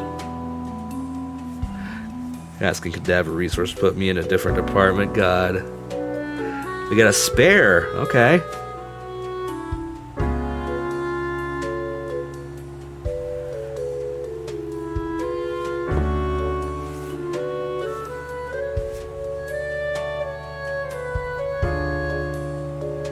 I mean, I got nothing to say about the cyclist.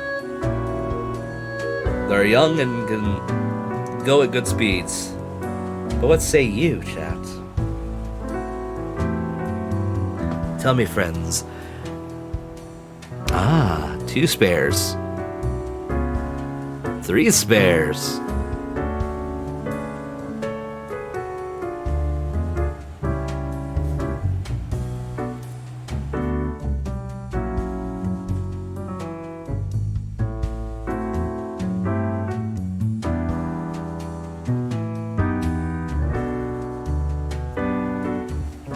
Storm's over here pondering. I guess we have a spare. You get to live.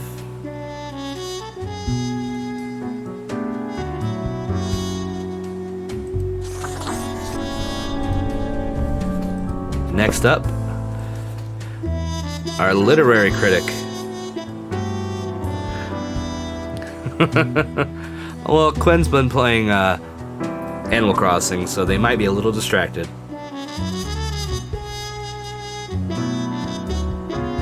The 10-pin or the 7-pin, true.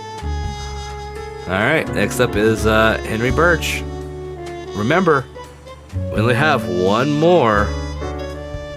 Only one more that gets to live, technically.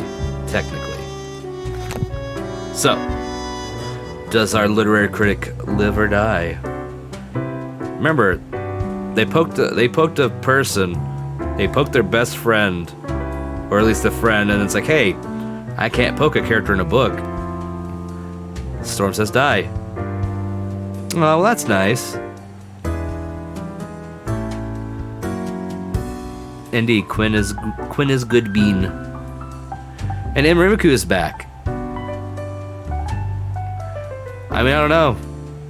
Ooh, we got another spare. Remember, we're going to get into the chaos stuff now a little bit. What about you, Hell? Where do you lean?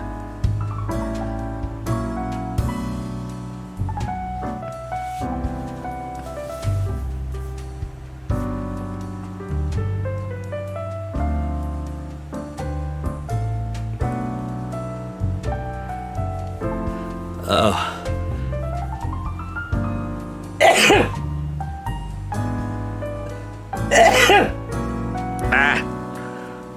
18 seconds. I die. Nice. A cold bot again. I don't know. Ooh, we have a tie. One more could tip the scale.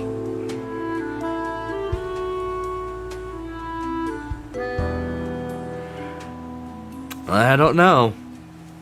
But for now, he gets put to the side.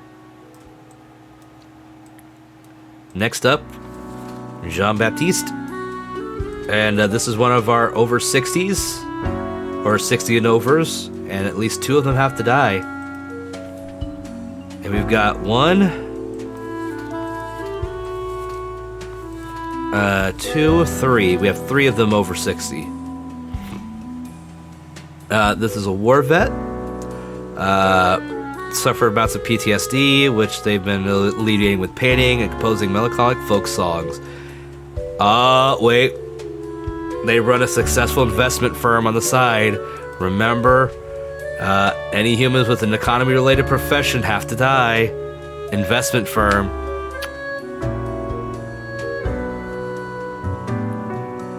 Are we following the edict of that? Automatically getting rid of those with those backgrounds? Multi-level marketing. Quinn's like, die. His favorite book is The Wizard of Oz, but only the Frank L. Baum onesie. Okay. People have the purity of the later entries of the series that were written by other people. Yeah. Alright. It seems everybody's okay with this one going in, so we'll drop this one in. Next up was Sanyu Farah. Okay, it's okay. Sadly, that all meant nothing to me because I know nothing about the Wizard of Oz books. It's just one of those things where you have like the original author and then you have the not original author's writings. Kind of like the Holmes stuff. Alright, so how are we going to do with the shopkeeper? Live or die. They open a shop, they're selling specialty cooking ingredients, so who knows? We only have 1 spare left to go, technically.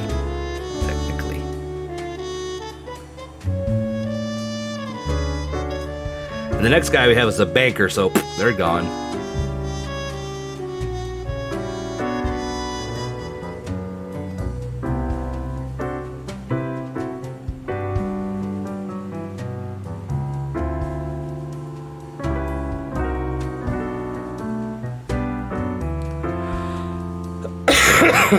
Isn't it fun getting to decide life or death this way? It's all distant, you don't have to look them in the eye.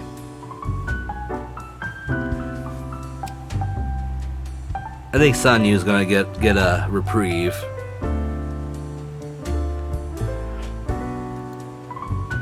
No, it just doesn't like bland condiment selections. Basically, something that's not just like mayo and ketchup, you know? Less white people condiments. Just lots of ants.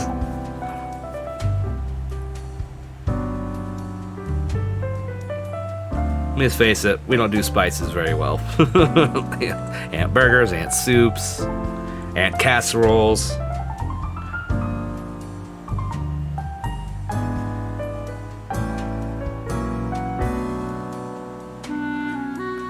Like those 3 people at home watching the TV and putting 1, 2, or 3. Yeah.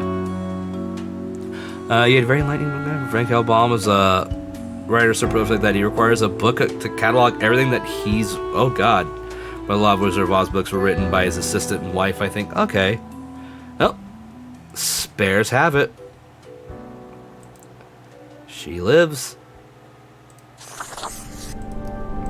Which means, next up, banker, you die. So, are we going through with taking care of the manufacturing grew their arms providing conglomerate here, the girl boss CEO? Are we making a vote on this one? Oh, well, hang on. Okay. Try again.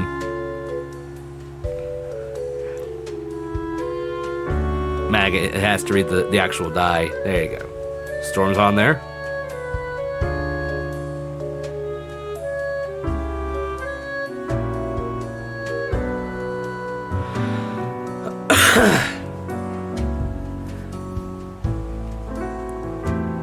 Kill her for the liberal tears. Colbert over here trying to be all silly. Shame. By the way, Hell, how is the cupper? Couldn't get it just right the way you like? And did you get biscuits? And did you give Quinn a big hug as a thank you? These are all important questions while you vote.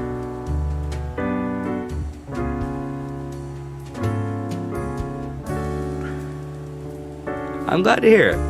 I don't know why Colbot's sassing you.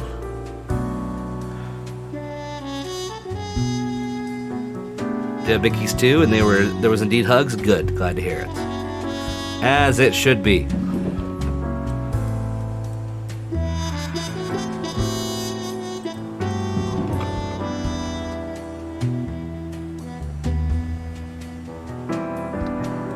Well,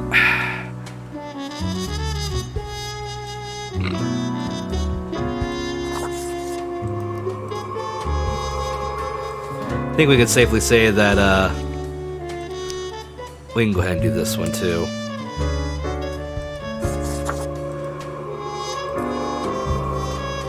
But since we've done our 2 lives, that means both of these have to die. Now we can technically spare one of them if you want.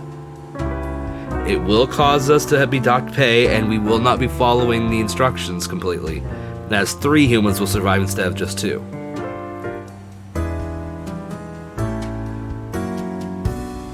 Oh, I know they don't have to. I'm just saying, if we want to follow the at least 2 people at 16 over, and the only 2 get to live, then yeah, they have to. Otherwise, we'll see.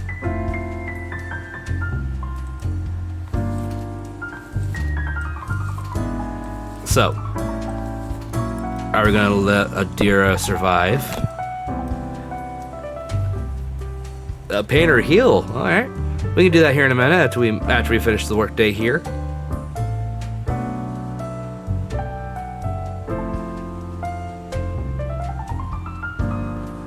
It's fine. But we still have to vote.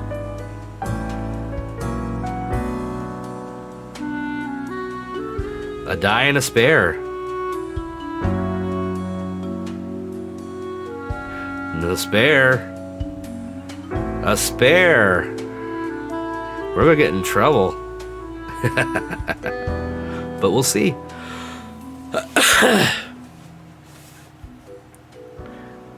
Gotta take care of that super tuberculosis. Act not because you don't have a sub. I mean, I get it. Oh, breaking the law. Sorry.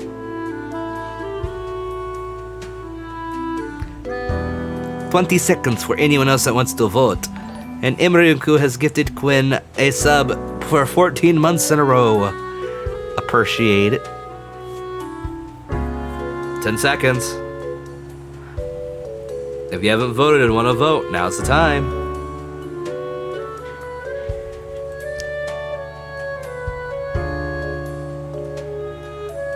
I'll just say, do I mean nothing to you?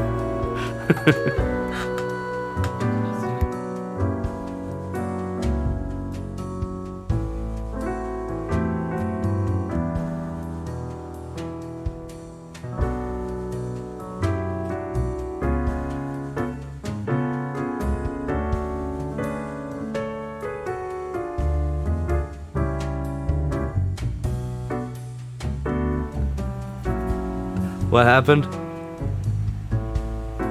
Sorry. Alright, so spare. And Mike Jordan.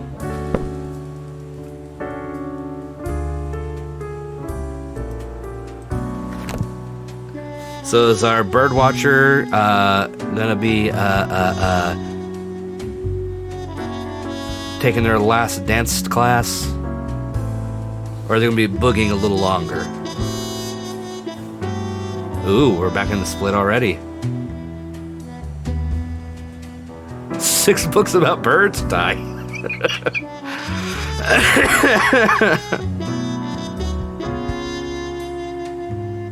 I mean, I don't have a sub hell. Do I mean nothing to you? I got it. I was just distracted because people are asking me questions here.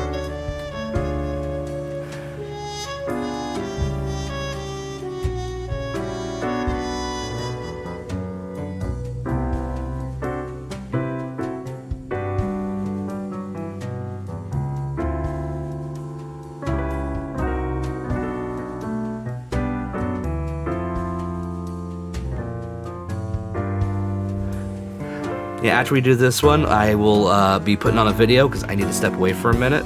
So just letting you know, the Pander Heel will be a break.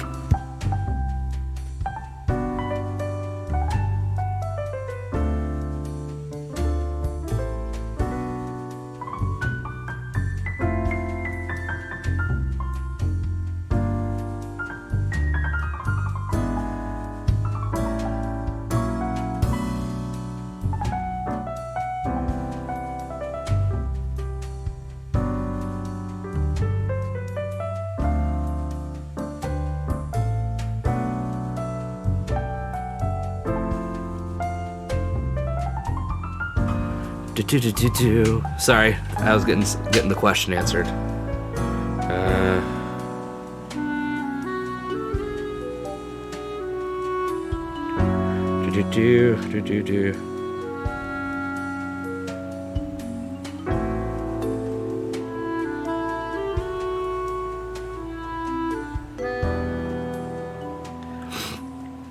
There. All right. Bills when he breaks his hip. True. But it looks like goodbye. Now let's get in trouble.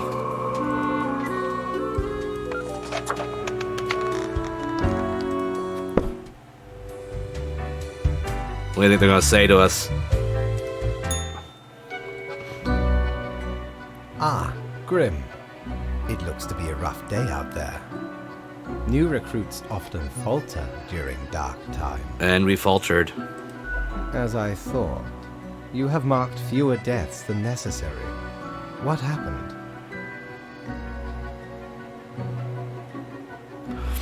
Hmm.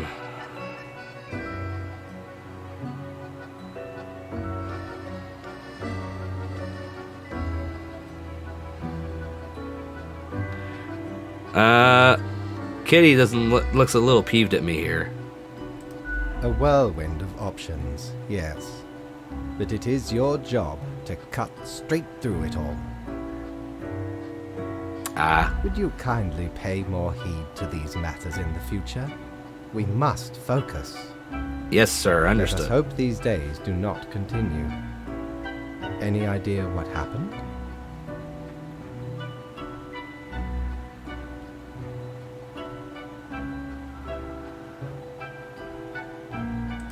Yes, I am. And yes, I do. Yet what Would you use is kindly, it who cannot discern the situation from the details in front of them?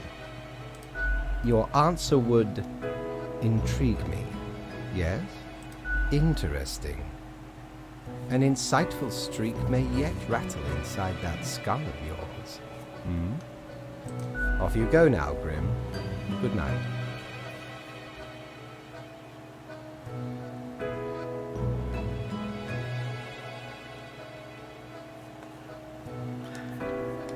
And a good night. I didn't get any money. That one mistake, I was completely docked. Like, I got nothing. I lose. Good day, sir.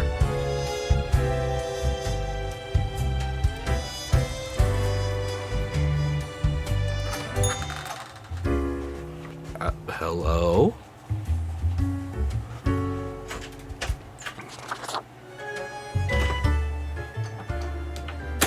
Hello there. I'm Sari, and I welcome you to Cerberus's Den, the finest drinking establishment this side of the void. You're charming. I sure as heck haven't seen you before. You must be brand new. I am brand new, just born this week. Fucking cool outfit. You've got a perfect balance of style and brutality going on. You know it. But we let the old lady have more retirement, so I call that a win. But I'm poorer now, Storm. So, how are you liking existence thus far? I think it's pretty good to be alive in a sense. Gotta look on the brighter side of undeath, eh? I'm sure you never thought this was how you'll end up. I didn't think at all before I was born. Concocted. Summoned.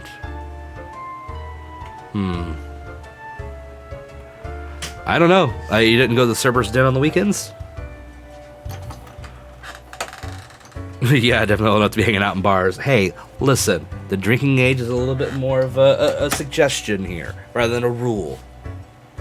Sometimes these are the cards we are dealt. Okay, newbie, before we continue, I got this little game I play with every fresh face. Aww. It's real simple. All you gotta do is answer a series of questions, and I'll craft a personalized drink inspired by what you said. It's like a quiz. Fun and games? It's so not my style. I love quizzes. I love quizzes. Wow, that was a painful squeak. I am so sorry for anyone's ears. Right, the gist. Describe some sort of an odd situation, and you answer how you react. I usually do 4 questions, and nothing else to it. Alright. Here we go.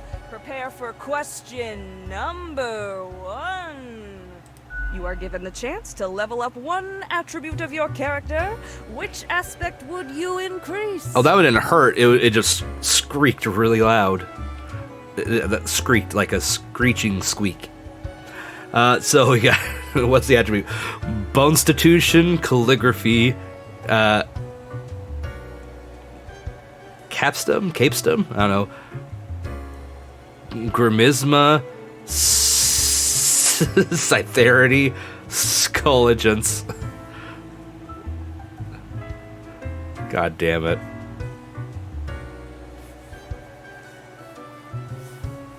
Ooh, we got a lot of choices here.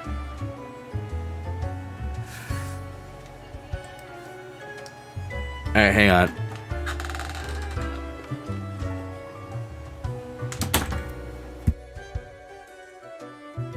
Let's do a poll.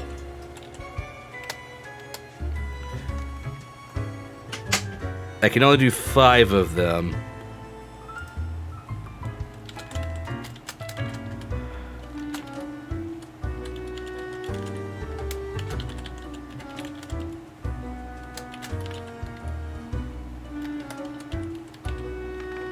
Let's see if there's any other ones that are gonna be said. I think we'll keep out, like, Capstum or however you pronounce it. I have no idea.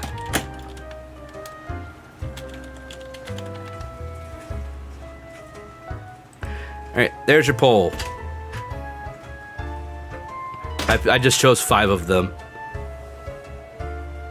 I left out the Capstum one. I'm like, I don't fucking know.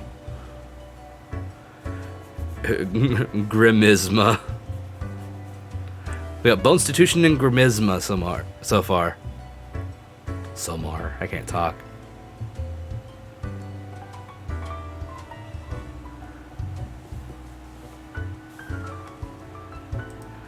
I will withhold my vote. Bonstitution is a great pun. You're not wrong. You're not wrong.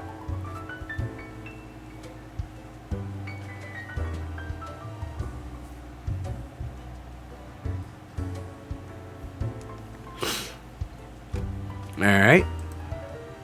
Skulligence sounds cute. Got it. So we have 1 person for intelligence, 1 for charisma, or 1 for charisma, 2 for charisma, and 2 for constitution. That's pretty much all it is.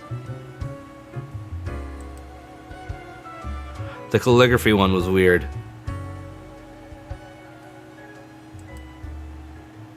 I guess Capestom's supposed to be like wisdom or something. I'm not sure. Cytherity is dexterity. Skulligence, intelligence. I don't know. Well, we're halfway through. We got about another minute and a half. If anyone else wants to vote.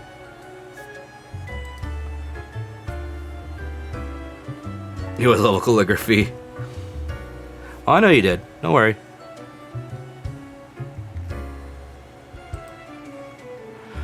Everyone likes a good bone.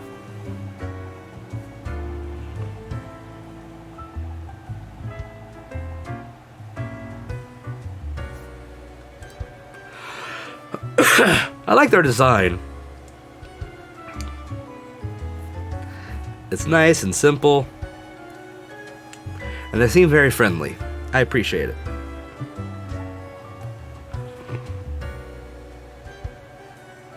Quinn over here bonking us about bones.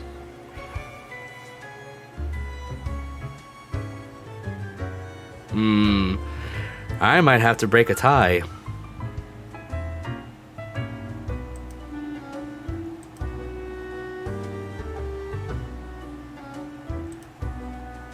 I'm gonna put my vote in. Bonstitution does make sense. However, since I do enjoy playing bards, gotta have my Grimisma.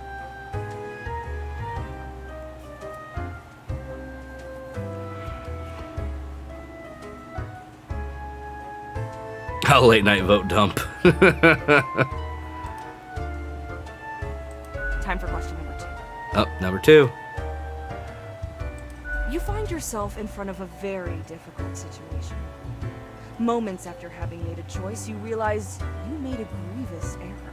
God damn it, all the time. Regrets now gnaw at you for this poor decision. There are a few options for proceeding. Alright, so reload, save game, and redo the choice. I've done that. I regret nothing. I don't make mistakes. I'm not that Trumpian. And I'll just fix it in post. God damn it. Yeah, why not? We'll fix it in post. That seems to be okay. I'll go with that. Next up, question 3. Almost there. The globe has been struck with what can only be described as a zombie apocalypse. Again? That's the 3rd one this month. You're stuck at home with little supplies and no weaponry to defend yourself with. What is your strategy? Unlock Soul Survivor mode. Find weapons, kill until I'm the last one left. Just get turned into a zombie. It's the safest and easiest way to get by. Blah, zombies and apocalypse scenarios are so played out. I mean, I do feel this way. But let's just get turned into a zombie. Alright, final stretch. As I said, 4 is all anyone ever needs, right? You get to cook for a group of friends, but are lacking some very important ingredients without which your meal will hardly be a masterpiece. Common problem. From what little you can scrounge together, which will make the best topping for a pizza? Ooh. Alright, onions, especially if I get to shed a tear. Pineapple, 110%, always and forever. Come on, you know it's pineapple. God damn it. Just pineapple twice. The only choice is pineapple. Stop lying to yourself. You think you'll get an option other than pineapple? Pepperoni, the boring option. I do not like onions on pizza at all. Like red onion, maybe, but I hate pineapple. Look, I'm a pepperoni person. 100% all the way, pepperoni.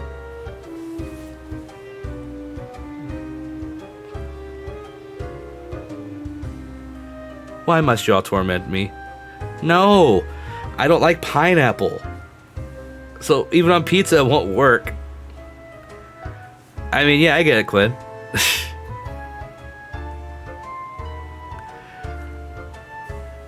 See, at least 2 people agree with me with the pepperoni. And then we had the random onion person, but we'll play it for the joke. I can't do both.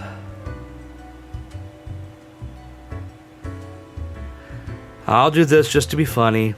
We got it. Let me just calculate the results. Take a moment. Leans to stability, prone to conformity. I've got the appropriate concoction in mind. Start off with a nice mixture: 4 centiliters of gin, 1 centiliter of elderflower liqueur, 1 centiliter of sugar syrup, 2 deciliters of club soda. Stuffed crust is pretty good. Splash in some lime juice concentrate, add several slices of well-smashed cucumber and some cube ice. The quiz tells no lie. I think a suitable name would be Borehole. The borehole. Pineapple was the boring option. Good job, everyone. First one's on the house.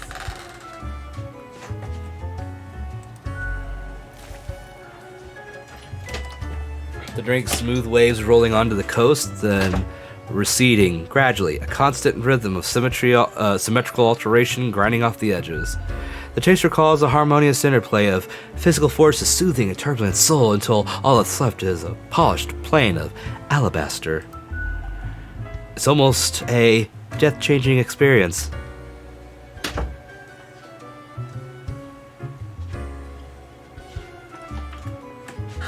Reasonably yummy. Heck, an understatement of the century. Now what else can I get you? Your tip jar's pretty neat.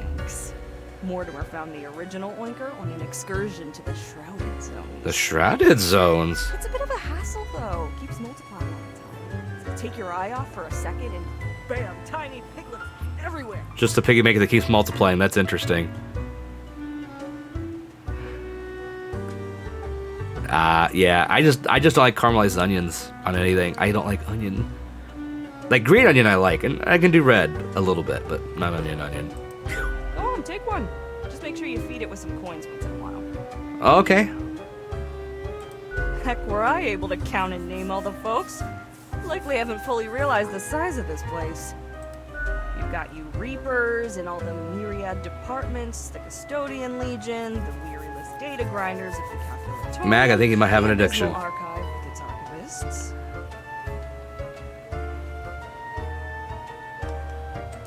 Cadaver resources. They're just plain odd, but someone's got to deal with the internal issues. Middle management. Nobody knows what they actually do.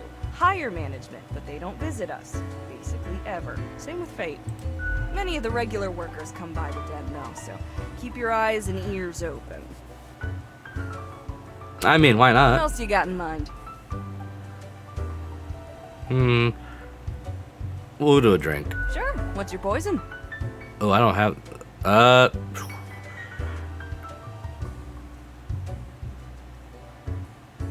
Oh, I don't have a lot of money though. But I'm gonna get a milk. Going straight edge? I get where you're coming from.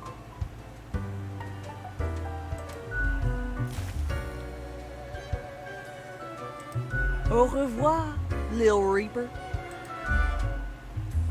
I like milk. Then we got Gus here. The air is eerily cold as if frozen in place, too scared to move an inch. Huh? What do you want? A fresh-faced lemon head. Exactly what I wanted. I'm being friendly here, you asshole. Now, Gus, play nice. Yeah, you heard her. Well, seems I'm stuck with you now. You want to ask questions or something? Yeah. I'm the janitor. I clean up the damn mess you make. Liquor, spirits, booze, firewater, rock gut. You're daft or something. But what do you You mean? looked in the mirror or thought about the clientele of this place? Where do you think the drink goes? None of you have a stomach. Anything you consume Oh. falls through the rib cage straight to the floor. I was wondering why the floor was sticky. Pretty gross, right? A gift to the world from all you pompous readers. It's not my fault. Or could be at least a little more considerate. Gee, thanks. I mean, you got a job to do. I get it. Something else you wanted? Yeah. Simple. I float around and I possess stuff and make the stuff float into the trash bin. It does make sense. You're not wrong. Like dust, for example. One dust particle at a time. Or the drinks. One droplet at a time. It's weird, but also very cool. It's fine, I guess. Gives me something to do. As if the highest management ever gave any thought to us lowly drones. We're all nameless custodians and spawns to them. Literally.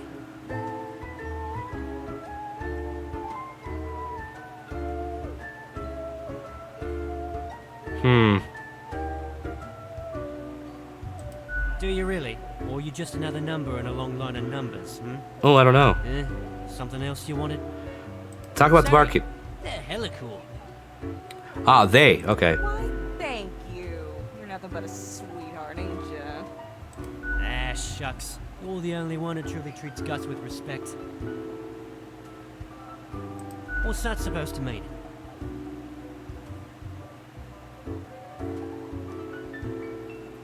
Because you thought I'm the ghost of some dead human or beast or what?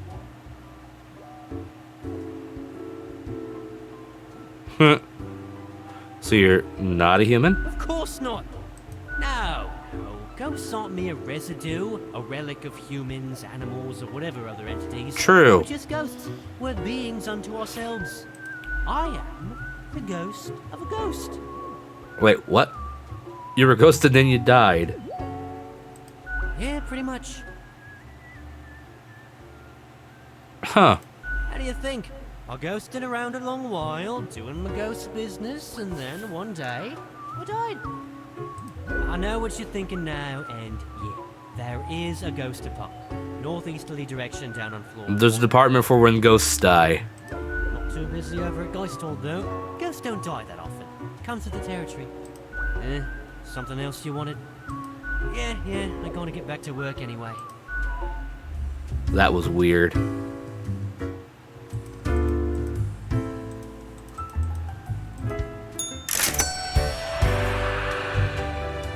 Alright, let's go ahead and hit the hay. We're going to take a short break as we go to our wheel. Since Quinn did redeem. Time for a spin. Alright, Quinn, let's see what you got for us.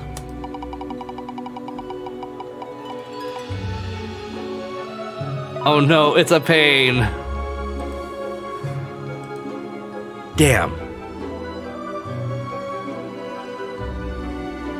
Alright, let me think.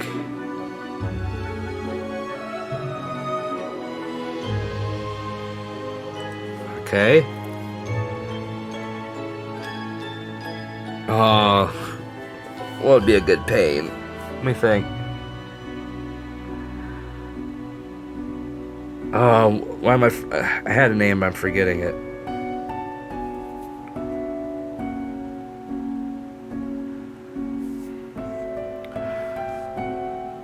I was thinking not Matt Walsh, the other one.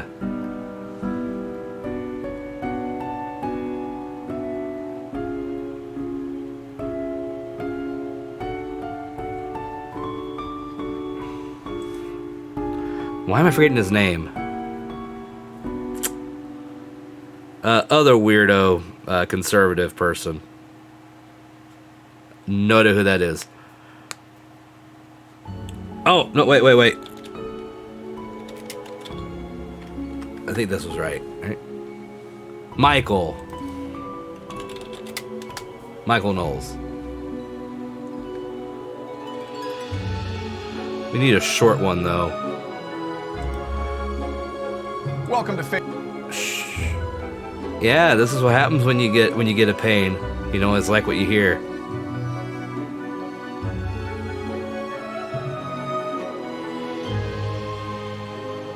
Remember, pains aren't here for you to enjoy. That's the risk you take.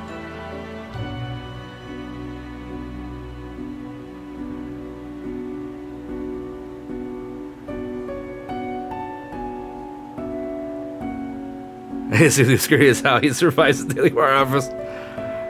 That's fair. I'm gonna turn the music down for the game really quick. Give me just a second here. Move the volume mixer over here. That way we don't have to listen to music while we listen to this. We'll do angry radical rants on America's trash constitution. This'll be fun. Elie Mystal, who you may have seen him on MSNBC or CNN. Actually, you probably haven't because you don't watch those channels. But but he writes for The Nation. He's a left-wing political analyst of some prominence. Elie Mystal goes on. He's speaking to the cackling hens on The View. They're saying cluck, cluck, cluck, cluck, cluck. And then somehow the Constitution comes up. And Elie Mystal, he comes out and says the quiet part out loud. He says he hates the Constitution. Some will say, okay, so are you arguing for throwing out the Constitution? Should the Constitution be thrown out? What do we do? Is it a living document? Or is it a sacred document? It's certainly not sacred. All right, let's start there. The Constitution is kind of trash. Now let's just talk as adults for a second. What did you say? It's what? It's kind of trash. Trash. It was written by slavers and colonists and white people who were willing to make deals with slavers and colonists. They didn't ask anybody who looked like me what they thought about the Constitution. Look. Completely accurate. Let's see how Michael goes ahead and starts screaming like a little bitch about it. Let's talk like adults for a second. Yes, nothing says talking like an adult, like Elie Mystal on The View. Yes. Oh, and you're the adult in the room, Mr. Cluck Cluck Cluck joke, right? You're right? Right, sure. That how mature, how responsible and sophisticated. You literally started off making chicken noises. Who the fuck are you to talk about maturity? Certainly not sacred, our Constitution. It's not. Kind of trash. He's Yeah. talking like a freshman in high school. Let's talk like adults. It's Something is kind of trash and it's not sacred. How is that not speaking like an adult? kind of trash. Yeah. And then Joy Behar. You look over, Joy Behar, pretty left-wing, pretty... Is she, though? I like that, like, the view is so left-wing. Is it, though? Like an actual cloud. She hears this, and even she goes, what did you say? Because she's not left-wing. She's a liberal. When you are too far left for Joy Behar, you have gone really far. Why do people think Joy Behar is like a leftist, you know? I don't get it. It's The View. It's liberal trash. It's centrism. But I suspect Elie Mystal is actually representing the accurate perception of the Constitution on the left. On like the actual left, maybe, yeah. Because his Daily Wire video, I know, right? I don't think he's just some crazy fringe element. I mean, the left has been telling us this for years. They protest the American flag on football fields. Yeah, protest the American flag, go for it. Burn it if you want. That's how the Constitution works. You love it so much, it allows it. Don't care if you don't like that, then you don't like the Constitution. So why are you arguing that it's not trash if you think there's a part of it that's trash? And elsewhere. Oh no, how awful. Denigrate the founding fathers.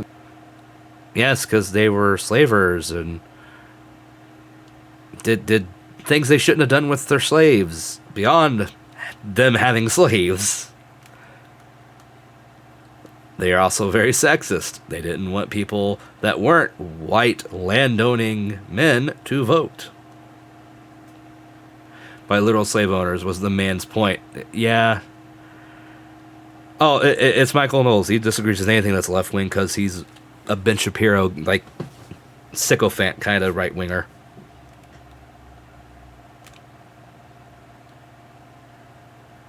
I don't know. It's more than just the Kaepernick stuff.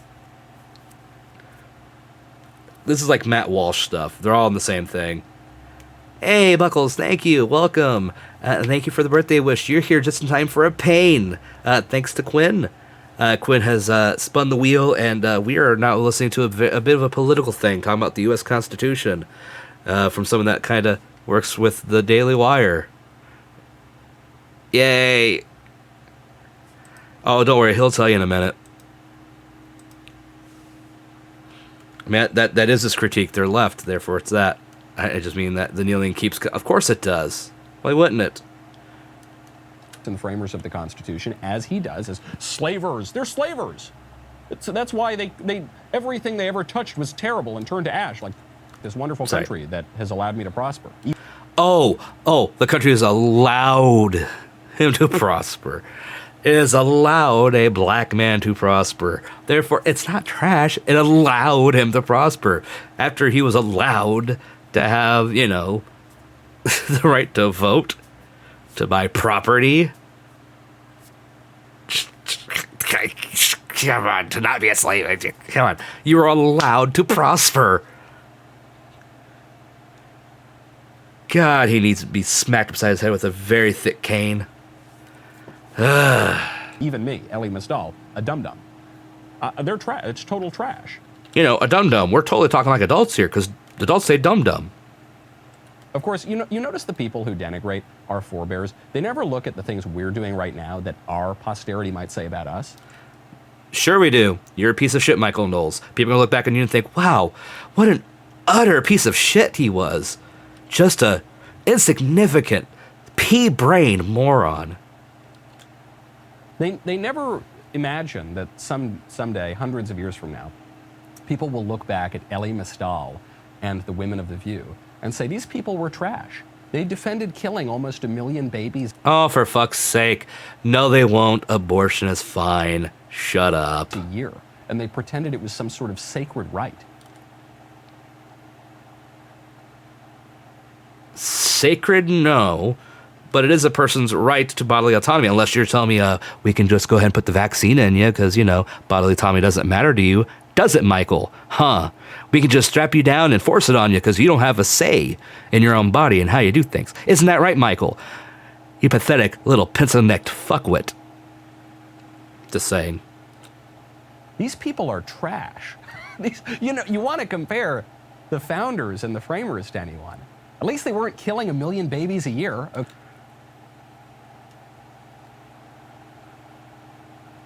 There aren't that many abortions going on. What the fuck are you talking about? Okay. Actually, whatever and also, by the way, most of the founders and framers, virtually all of them, had deep moral misgivings about slavery, and a lot of them wanted to get rid of it. No. Some did. A lot didn't. Try again. Even at the time of the Constitution, it was just politically impossible. Putting that aside. No, not putting that aside. Comparing heaps of trash, everyone's trash. All fall short of the glory of God, all sin. Your God's not real as far as I'm concerned, and I really don't care if you believe it. Believe it if you want, fine. But don't sit here and act like, oh, well, you fall short of my version of God's beliefs and views, and I don't care. Shut up. That's trash. It would seem to me that The View and Elie Mystal certainly beats the founders and framers in magnitude and stench of the trash. Yeah, no. But the battle right now, you'll notice, is over not the Constitution. When Elie Mystal says the Constitution is terrible and trash, he doesn't actually make an argument about the Constitution. He makes an argument about the people who wrote the Constitution. Have we finished watching the clip, Michael? Do we know that for a fact, or have we just stopped watching because it's inconvenient for your bullshit argument? And he says these were bad people, therefore throw out the Constitution. So and this is Michael knows that hasn't considered anything. You know, it's actually a pretty telling clip, even though the things that he's saying are extremely stupid. It's telling. Michael, is there more to the clip? Over who we are. Is there more to the fucking clip? Come on. It's not really about the principles of the Constitution. Come on. On the rare occasion that someone brings up a principle of the Constitution, they usually do so to misrepresent it. They'll say, you know, in the Constitution, slaves were only counted as 3/5 of people. Can you believe that? Those racists. Those, well, do you know what the 3/5 compromise was? Oh, boy. You know what the point of that was? Yeah, they said, the founders said that the slaves were 3/5. Well, actually, there were two groups. One group wanted the slaves to be counted as fully as people, and the other group didn't want the slaves to be counted as people at all. And the group that wanted the slaves to be counted fully as people were the slavers.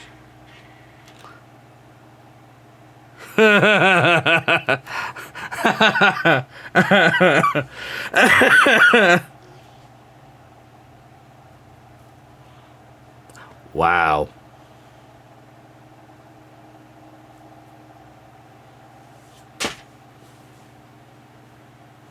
Okay. Wow. Usually people who invoke the 3/5 compromise as some terrible aspect of American history don't realize that. It was the slaveholders who wanted the slaves to be counted as fully as people because they wanted more representation in the Congress, in no small part to better entrench slavery. It was the Northerners and the people who opposed slavery who didn't want the slaves to be counted at all because they wanted to reduce the influence of the southern slaveholding states in the government. Okay, so here's a fun thing. Let's say that's a completely true thing. It means they're all fucking trash. That's it. So it's like, oh, well, the ones in the North didn't want them to count because it'd make it easier to, like, hold off the slavery. Okay, so that makes them shit. Because they didn't want to count them as people. The other ones, well, the slavers wanted to count them because they wanted to keep entrenching slavery. Okay, so they were shit because they wanted to keep entrenching slavery. So guess what? That means they're all shit. For different reasons. You can be shit for different reasons. Michael, come on. Southern states wanted more voting power, so for the purpose of counting the congressional seats in the electoral college, yeah, we knew that much. What I'm saying is, it's not like this was gonna change anything about them being shit people. Well, the North did this; they didn't want to count them. They were all shit.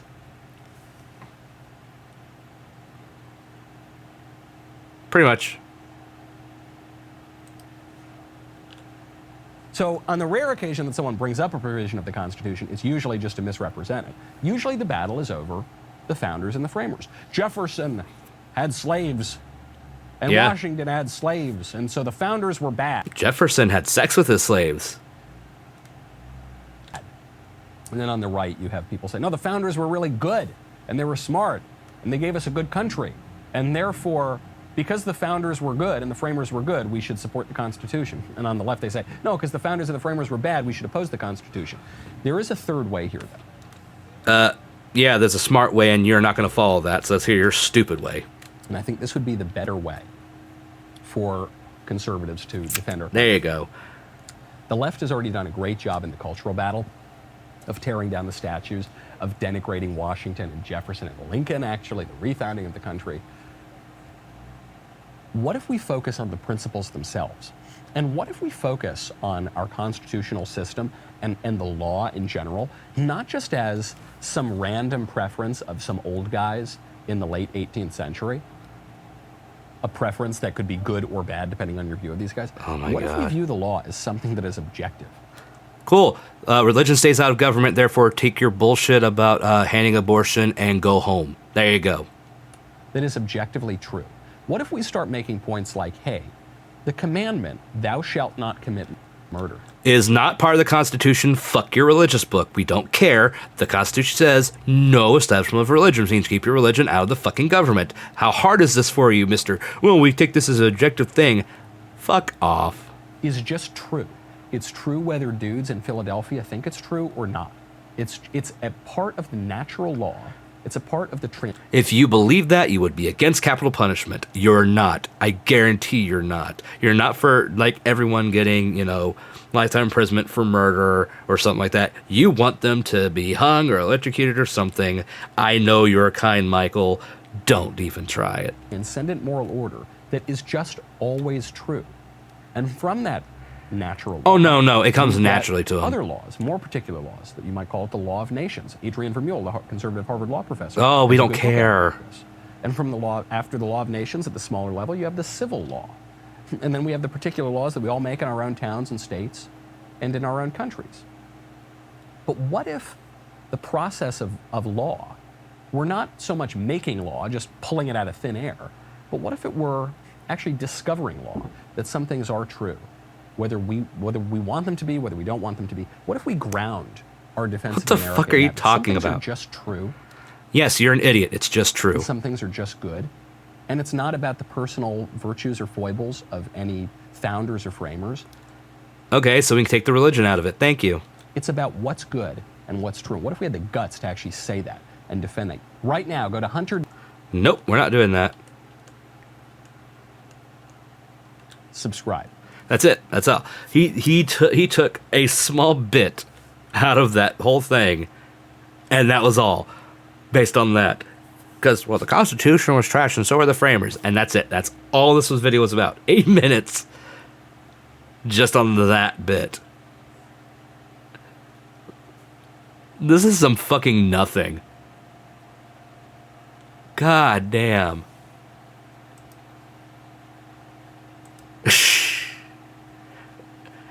I think it was still a full sentence. It was just, that's it. That's all it was.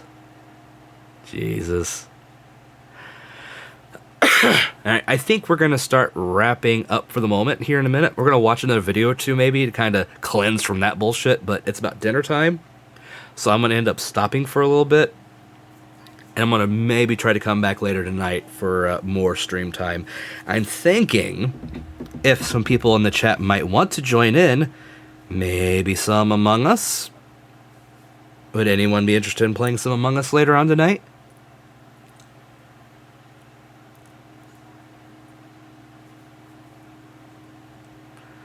Maxime's up for it. Is murder wrong? Generally, sure, but again, you could find cases where, yeah, exactly. Defending yourself in a life-or-death situation, boom. Anyway, you listen here, you little shit, you better hold out for Among Us. Alright. So let's watch a couple videos real quick, because then I have to go get dinner stuff ready. I can do a couple rounds? Cool. I'm not going to start super late. I'm probably going to start, if I can, depending on how long it takes to do these next video or two, maybe another, like, 2 hours or so from now. I'll get time for, like, you know, eating and that, because that's stuff to make sure the kids are okay. Since it seems they're at least keeping food down, so that's a plus. Oh, yeah, no, I've been having fun with this. This has been fun. I'm enjoying Death and Taxes.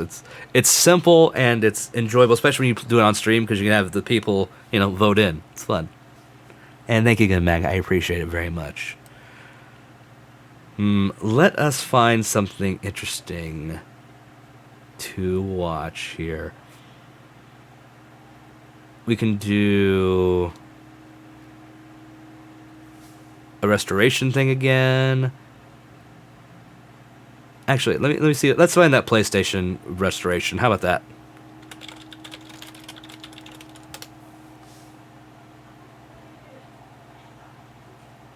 All right, they want the ooh god. Cement stained. Oh wow, let's do this. Oh, that's a bit long. Let's get a shorter one. I don't want to do like the very like 20-minute long ones. We'll do this one. It's a little shorter.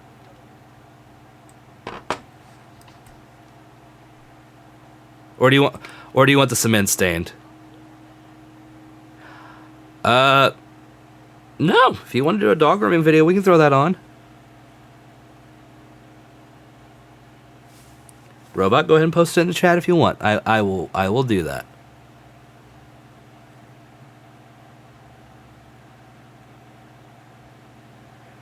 I think we all could use some pupper after this. All right, here's what we'll do. Let me set the cement stained one up. I'll set that up for now. Okay, Robot gonna find that, and we'll start with this one. Jesus Christ! Look at this. Oh my God.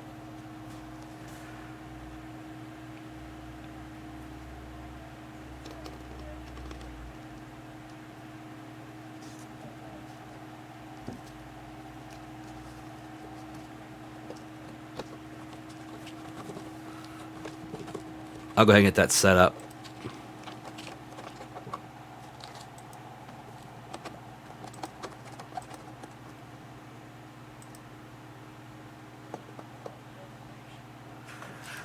I guess they bathed it in cement. Jesus Christ.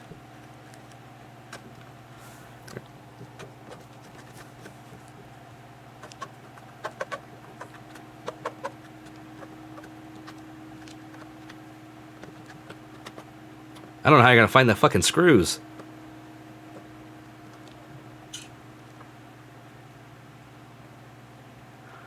They probably lost the bit.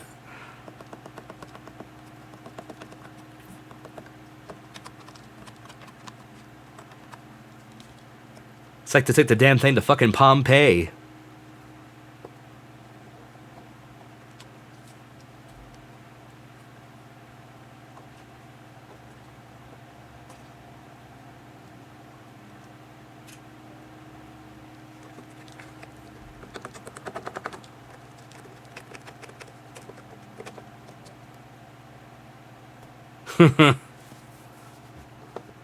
That's kind of funny.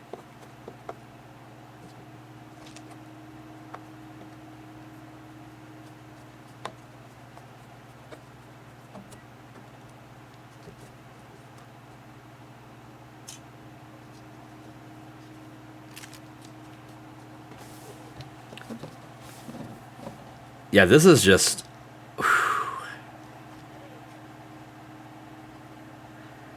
I'll be amazed if they get this thing to work. Oh, little friends.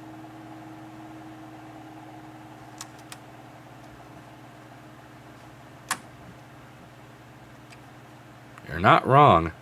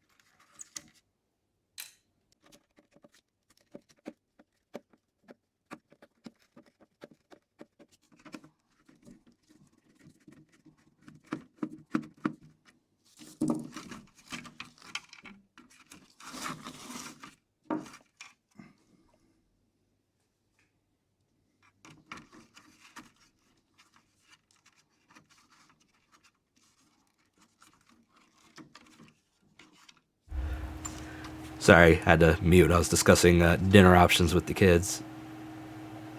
Okay, Quinn.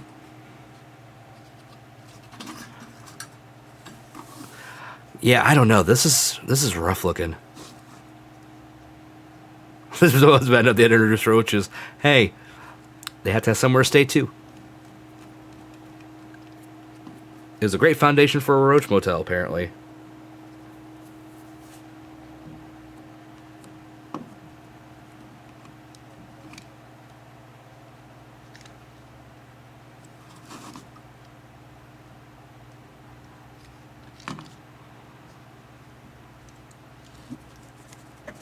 Just wow.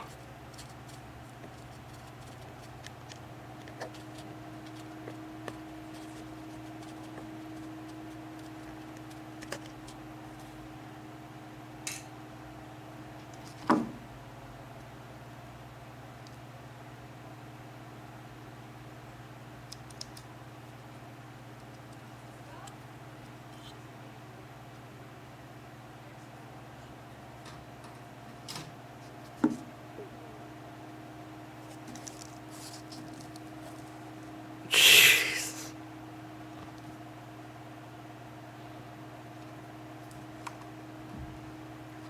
I would be miserable having to do this. Oh, there's cobwebbing in there too.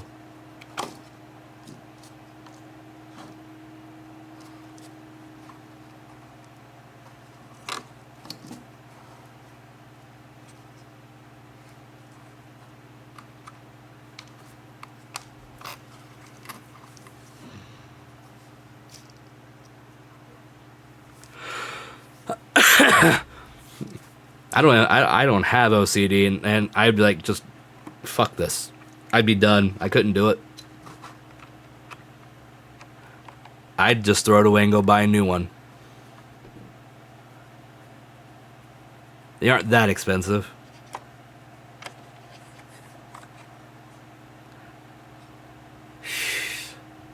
Like, it'd be one thing if you just had to, like, take some, like, you know, compressed air and just, like, in it. But, like, this is 5 kinds of fuck no.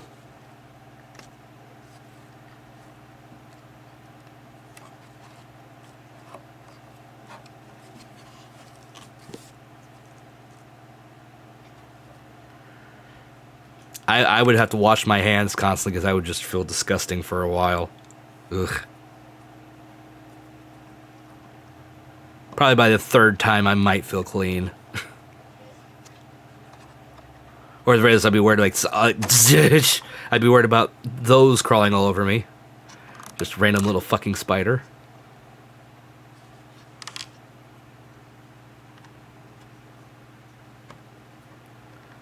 Was not ready for the little spider cameo.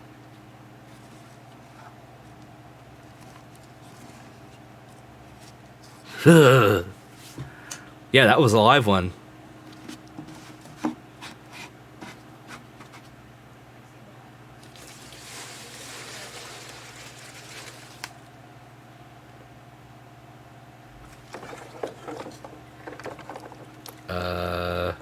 Yeah, I'm sure a toothbrush will fix this right up.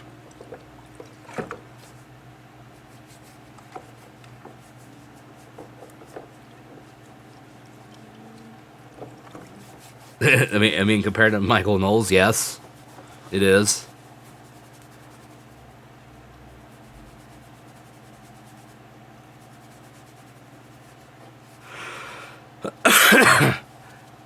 I wonder if there's more than if this is more than just water. I mean, it has to be doing some of the stuff it's doing.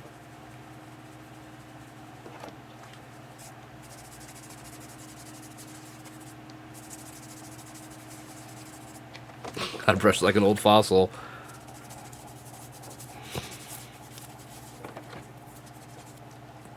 We take it to a professor and get it a whole new Pokemon out of it.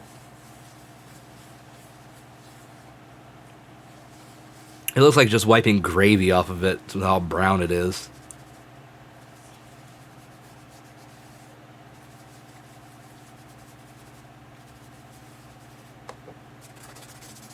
Yeah, that's what I'm saying. It has something else in it to wear through that, but even still.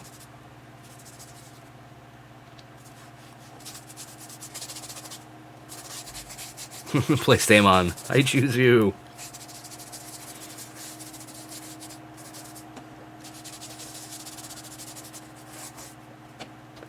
Sony Chew, go.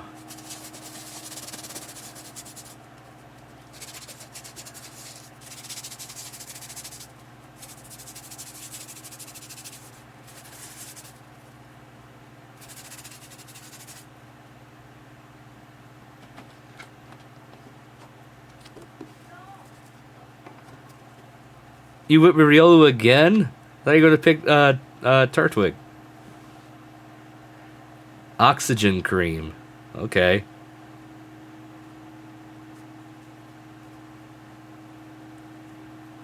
Never heard of that. I mean, it looks cleaner.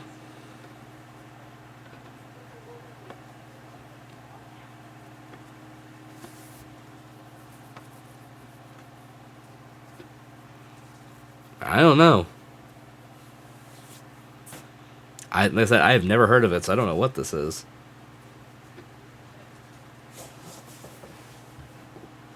But can you breathe it? You could try. Doubt it'll work. Vanish Oxy Action. Jesus Christ.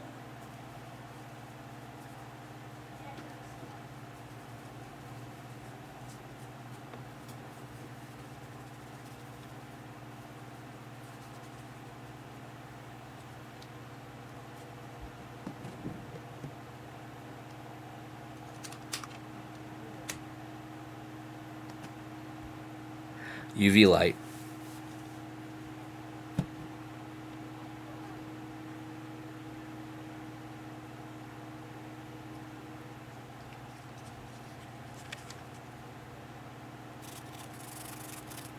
I know, right? Never heard of it? Then you're probably some serious bullshit.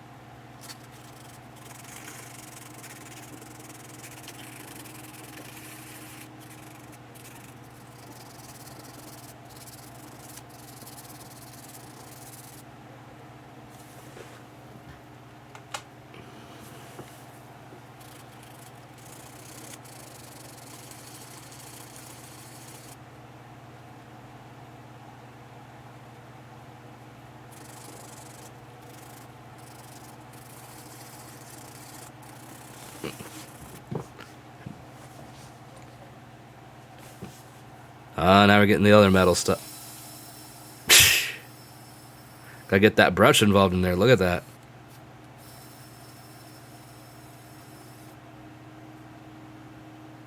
Oh, that looks awful. Oh, you're not wrong. This probably took a week minimum.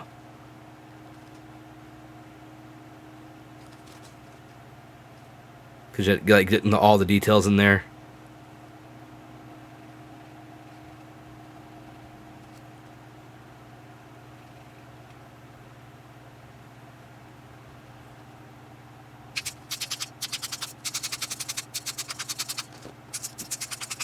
God, that sound. This would be rough. I would be so afraid I'd break something off.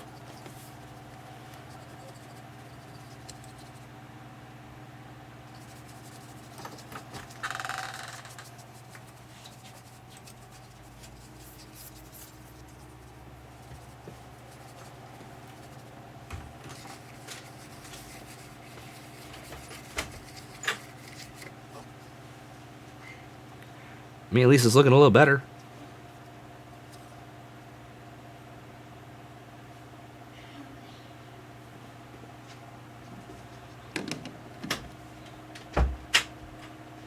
That board still looks a little but not terrible at least.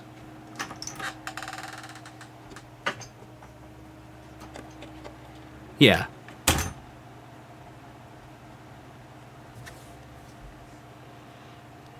You only got about 5 minutes left of it. So do you think it's still going to work?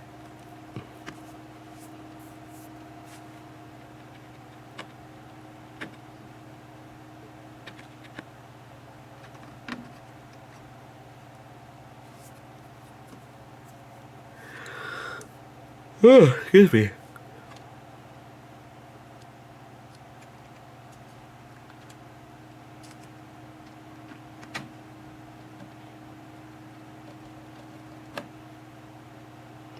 Welcome back, Quinn. We've de-cemented most of this PlayStation.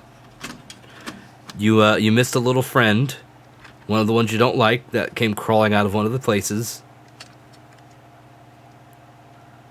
It was a small one, but still.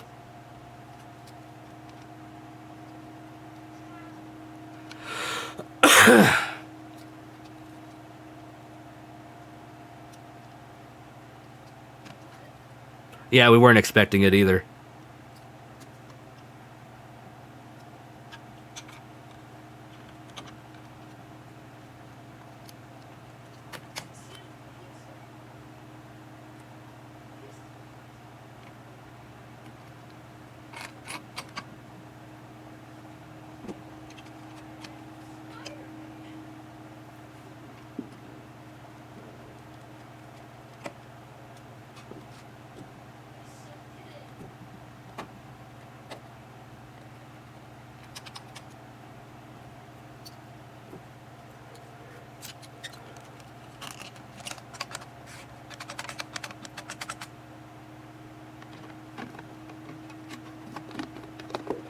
Come on.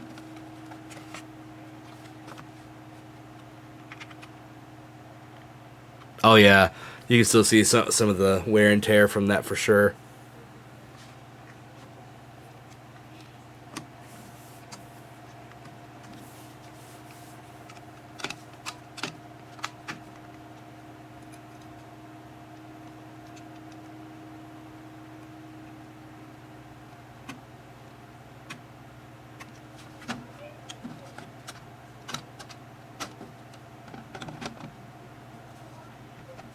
So you think we'll get it to boot, and if we do, they're going to actually play the Sony startup sound? Are we going to get that dopamine?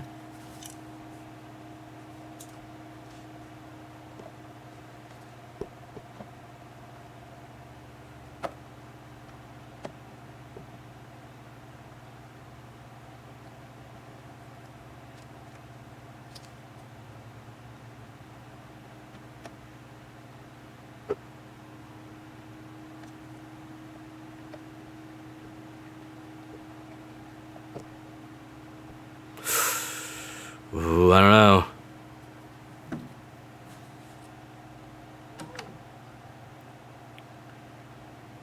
I'm going to put a disc in.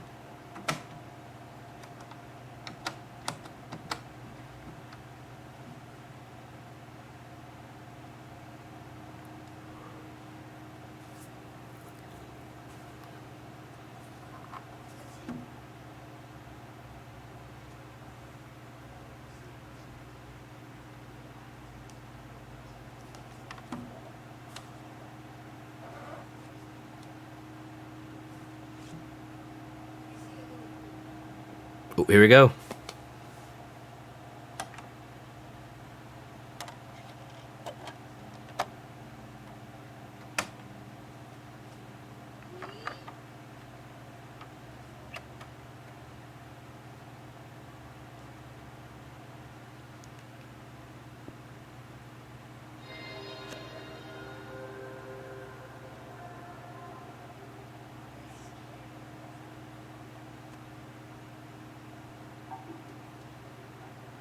Well, what do you know?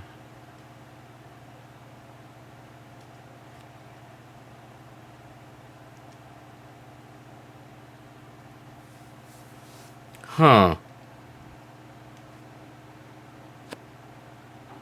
No shit.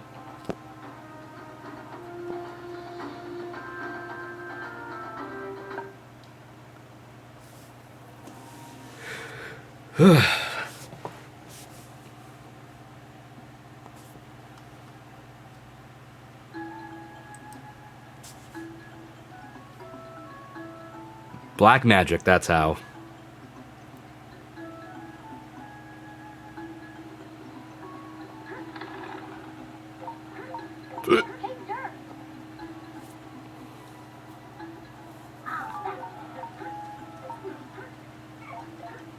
It worked.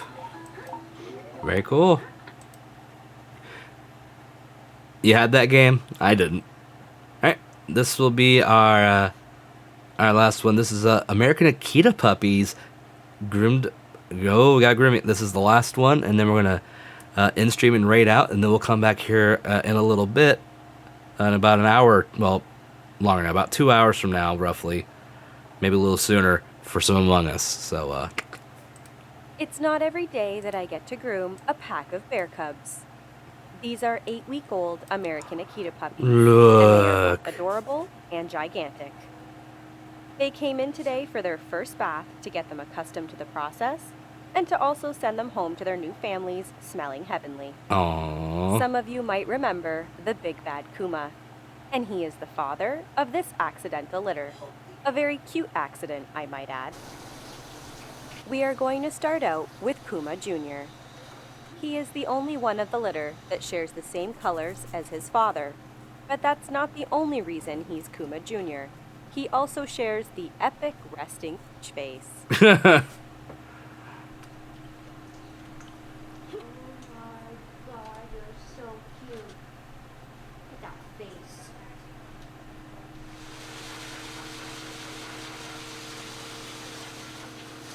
I give him the ultimate fluff and puff, and then I clip his puppy daggers.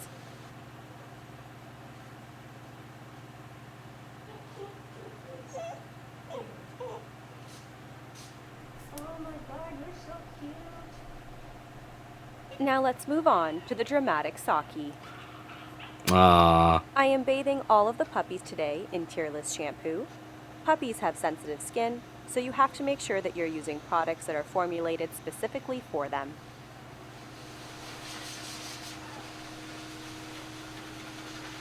That face. This breed of dog is not to be underestimated. They can grow anywhere between 70 to 130 pounds of pure muscle. The Akita is known to be aggressive with other dogs, and they are especially prone to being aggressive towards other dogs of the same gender. An abundance of early socialization is extremely necessary if you are interested in acquiring this breed.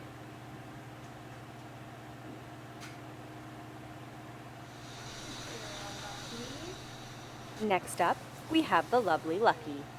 The American Akita has medium to high energy. They are pretty adaptive, meaning they are just as happy to lounge on the couch with you as they are to go for a walk.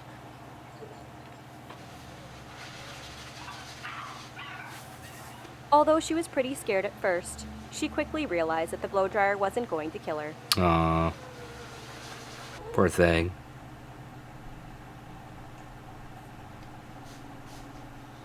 Moving on, we have the courageous Kenji. Another interesting thing about Akitas is that they are not very vocal dogs. If you hear an Akita barking, you probably have an intruder. They have a natural-born instinct to guard and will protect your property at all costs. And all I have to say is good luck to that intruder. A dog that I doesn't must like to admit, bark, though, that's a nice thing. The Akita is one of the most beautiful dogs that I have ever seen. And saving the best for last, we have the absolutely gorgeous Eclipse. The reason she is so special is not just because of her personality, but also because of her very unique coloring. I'm very interested to see what her coat looks like as an adult. Other than this unique color, I did have the pleasure of knowing an Akita with a brindle coat. If you've never seen one before, I highly recommend looking one up. I love that this breed comes in so many unique color patterns. Cute. Just cute.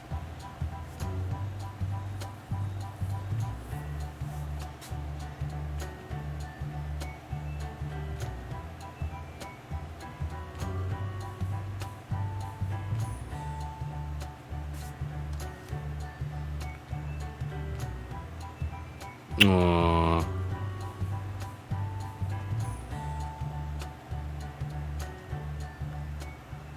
Today, for our pet of the day, we have Goldie and his very angry cat, Casper. Thank you so much for watching. I hope you enjoyed these adorable bear cubs. Alright. And with that said, we're going to bring the stream to a close for now. We are going to raid out here in a moment, but for those of you watching the highlight, hope you've enjoyed yourself. If you have, drop a follow right here. And don't forget to drop a sub if you want to support the channel. I'll be back here within the next couple hours. We're doing some Among Us. Thank you for joining in, Quinn. I was glad to have you and Hell join in. Same with Mag, and with Imarimiku, and Robot, and Storm. Buckles, if you should still be here, I believe. Thank you for coming in as well. I'll be back with a bunch of you for some sussing. It's going to be fun. So I think I'm going to try to aim for about 7:30-ish my time. So about an hour earlier than I normally stream is where I'm aiming. But it kind of depends on how long the kids take to eat and I take to eat and stuff. But yeah, let's find someone to raid. But highlight people, thank you for watching, and until the next stream, stay safe, stay awesome. And I'll see you, hopefully, for the other part of the birthday stream. Later.